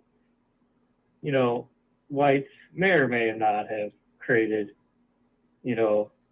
modernity in, the non-white countries. We may or may have not bring modernity into the Asian countries. But it just bothers me that white folks, like, even when these quote unquote right wing circles like anti-white synthetic, that they undercut themselves in a sense with that. And they would even go to a point, say, I hear some of them, even people I know in real life, say, oh, it wouldn't be so bad if I, white erased myself with an Asian woman and had a child with her. Yeah, that's... Because they have high IQs. Yeah, that is a crutch for somebody who is trying to escape the identity of a white person. They're trying to say, well, if it's an Asian person, then it makes it okay because on average their IQ is a little higher according to these studies. Biologically white erasing us from existence is immoral in every sense. There is nothing moral about it. It is evil to do that. It is evil to encourage it. Now, people who fell in love and now they're come to white well-being, more power to these wonderful people.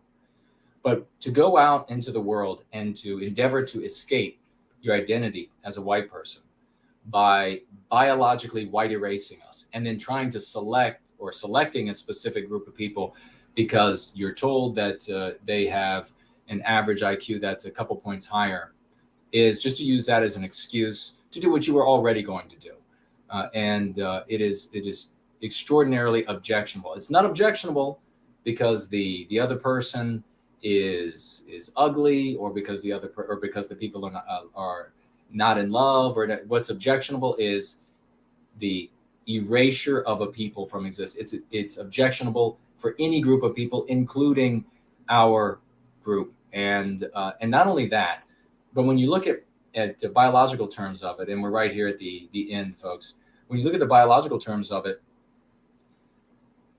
in nature, white people, Asian people, they are perfect for survival with that puzzle of genetics the way it is set. They're perfect for survival. And why do we know that? Because they've survived, right? So that's why we have white people today. We have Asian people today. They have survived with however that puzzle is set up. Now, when you bring two white people together, you get that puzzle piece of DNA that we know survives over time in nature. I'm not just talking about the life of one individual. When you bring two completely different groups of people together, you don't know. And the odds, and of course, again, this is my opinion. I'm not saying this is fact. You look else, maybe it's the exact opposite of fact. But the odds that you're going to end up with a puzzle piece of DNA that produces a group of people that will survive in nature over the long haul are infinitesimal, because presumably to get to this point where we can have, and this is not necessarily going the direction that everything is evolution or anything. It is a fact that we have organisms that exist as they are and have proven that they're worthy of existence by existing. We don't have today the combinations that did not exist. That's just an undeniable fact. So if you take two completely different combinations and you bring them together, the odds that will end up working in the long run are infinitesimal, restate, and we can see potentially the problems when we observe the difficulty of some of these children of these unions, a percentage that's probably higher than you might think, that find it hard to get organ transplants and things like this. Neither parent can contribute, so it may be creating a chimera that is, if it doesn't breed back into one of the groups that has demonstrated survival longevity, that it were to try to perpetuate itself, would not survive in the long run. So it's a terrible thing when that happens. So yeah, I really appreciate, and it is irritating. They try to shove that down your throat all the time. And so what I would recommend is just say, why are you so anti-white? If somebody's saying that, or talking about picking like a Jewish spouse or an Asian spouse because on average their IQ is higher or what have you, say, why would you biologically white erase our people? Would you get rid of some other group of people? And of course, we know for a fact when you say to the person, if you take a non-white person and you reproduce them with a white person, if the child was always just white, you might see a tiny bit of a little bit of the non-white person. Maybe if it were an Asian person, you might see just a tiny bit of more of an almond-shaped eye, but that's it. The Asian people are gone. The anti-whites would absolutely not be allowing that to happen anymore. They're only for it because of the outcome, because the vast majority of the time, the white contributor is almost not present in the child. But any final thoughts, brother? I guess it would just be summing it up that it's about instinct and intelligence so much, and Yeah. it's about preserving our culture and our well-being. That's really it, brother. That's Promethean hails. Promethean hails to you. One of our greatest champs here, ladies and gentlemen. We'll talk to you soon, brother. Okay, All take right. care, brother. Bye-bye. Folks, that was Anglo-America, and he is has started a GFC, a great champion, making things happen in the world, and we're so delighted that he is in service to white well-being. And what a great topic! I haven't talked about IQ in a very long time, so that was interesting to bring up here. I'm gonna take a quick look because we have to sign off. Elaine says, I hear an enlarged right temporal lobe is why Asians are occasionally good at violin and cello. Interesting. No whole group, though, is all of anything. Groups are composed, there are groups and they're composed of individuals. There's no whole group that's all anything, even all good. There's no whole group that's all good, no whole group that's all bad, no whole group that has all of a tendency for this or all of a tendency for that, something that's better or something that's worse. We have, okay, we're blank over here. We have a situation where, just as Anglo-America was saying there at the end, we have to focus on what's most important, and that's the instinct, clearly the instinct. Because in a complex animal, the more complex the animal, the more the complexity that it lends to its environment. So we create, the human animal creates such a wide variety of things. And that wide variety of things is what we see in the world, and its aggregate in each group is what we refer to as culture.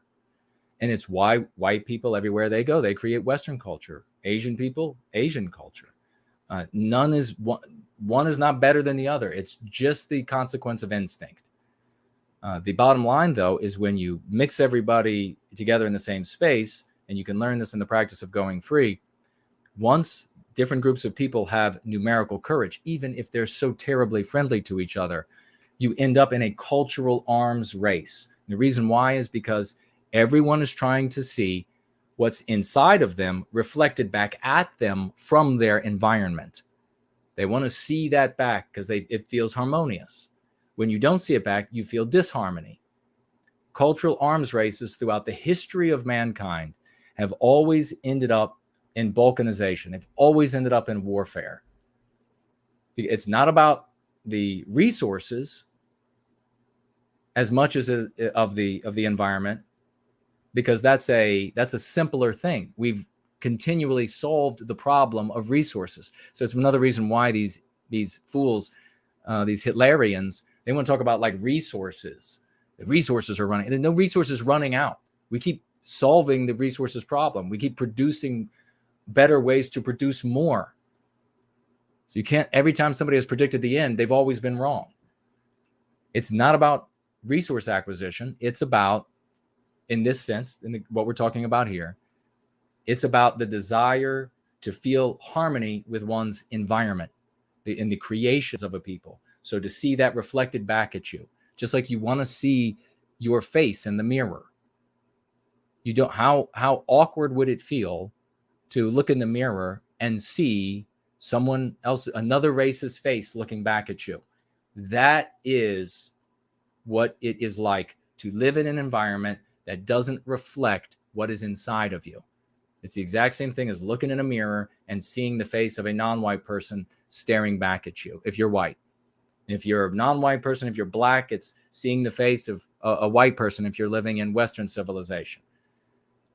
Or if you're an Arab and you're living in Israel, you're seeing a Jewish face look back at you.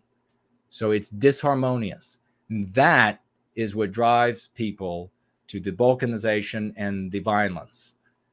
The food issue and the water issue, that's always solved. Listen, folks, none of us, well, before I guess I'll just say this. It looks like we're at 9:09, so we got to wrap it up right now. We need to clean house in the white sympathetic sphere. We need to stop our brothers and sisters from going destructive directions when we can. If they are not going to be stopped, then you move on to someone else. We need to reach out to those who are in our family, those who are in our friend circles, and we need to help them to get on board in service to white well-being. But if not that, then at least the 5 key concepts, things like anti-white, Antiwhiteism, anti-white narrative, white erasure, Western kind. Use those concepts with them so that they pick them up and unknowingly begin to help themselves and those around them. That is how we can begin really cleaning house. That's how we can have men and women of the West again. We cannot allow these babies, these disgusting little rat-faced, giggling mutts, laughing and encouraging more of our children to get out and shoot people and have their whole lives ruined. This always boomerangs to harm us as a people, and it ruins the life of that child. Let's not ever again laugh at something like that. There's nothing funny. It is disgusting. Let's care about each other. Let's love each other. None of us can walk on water, but together we can walk through fire. I love you all. Let's go free.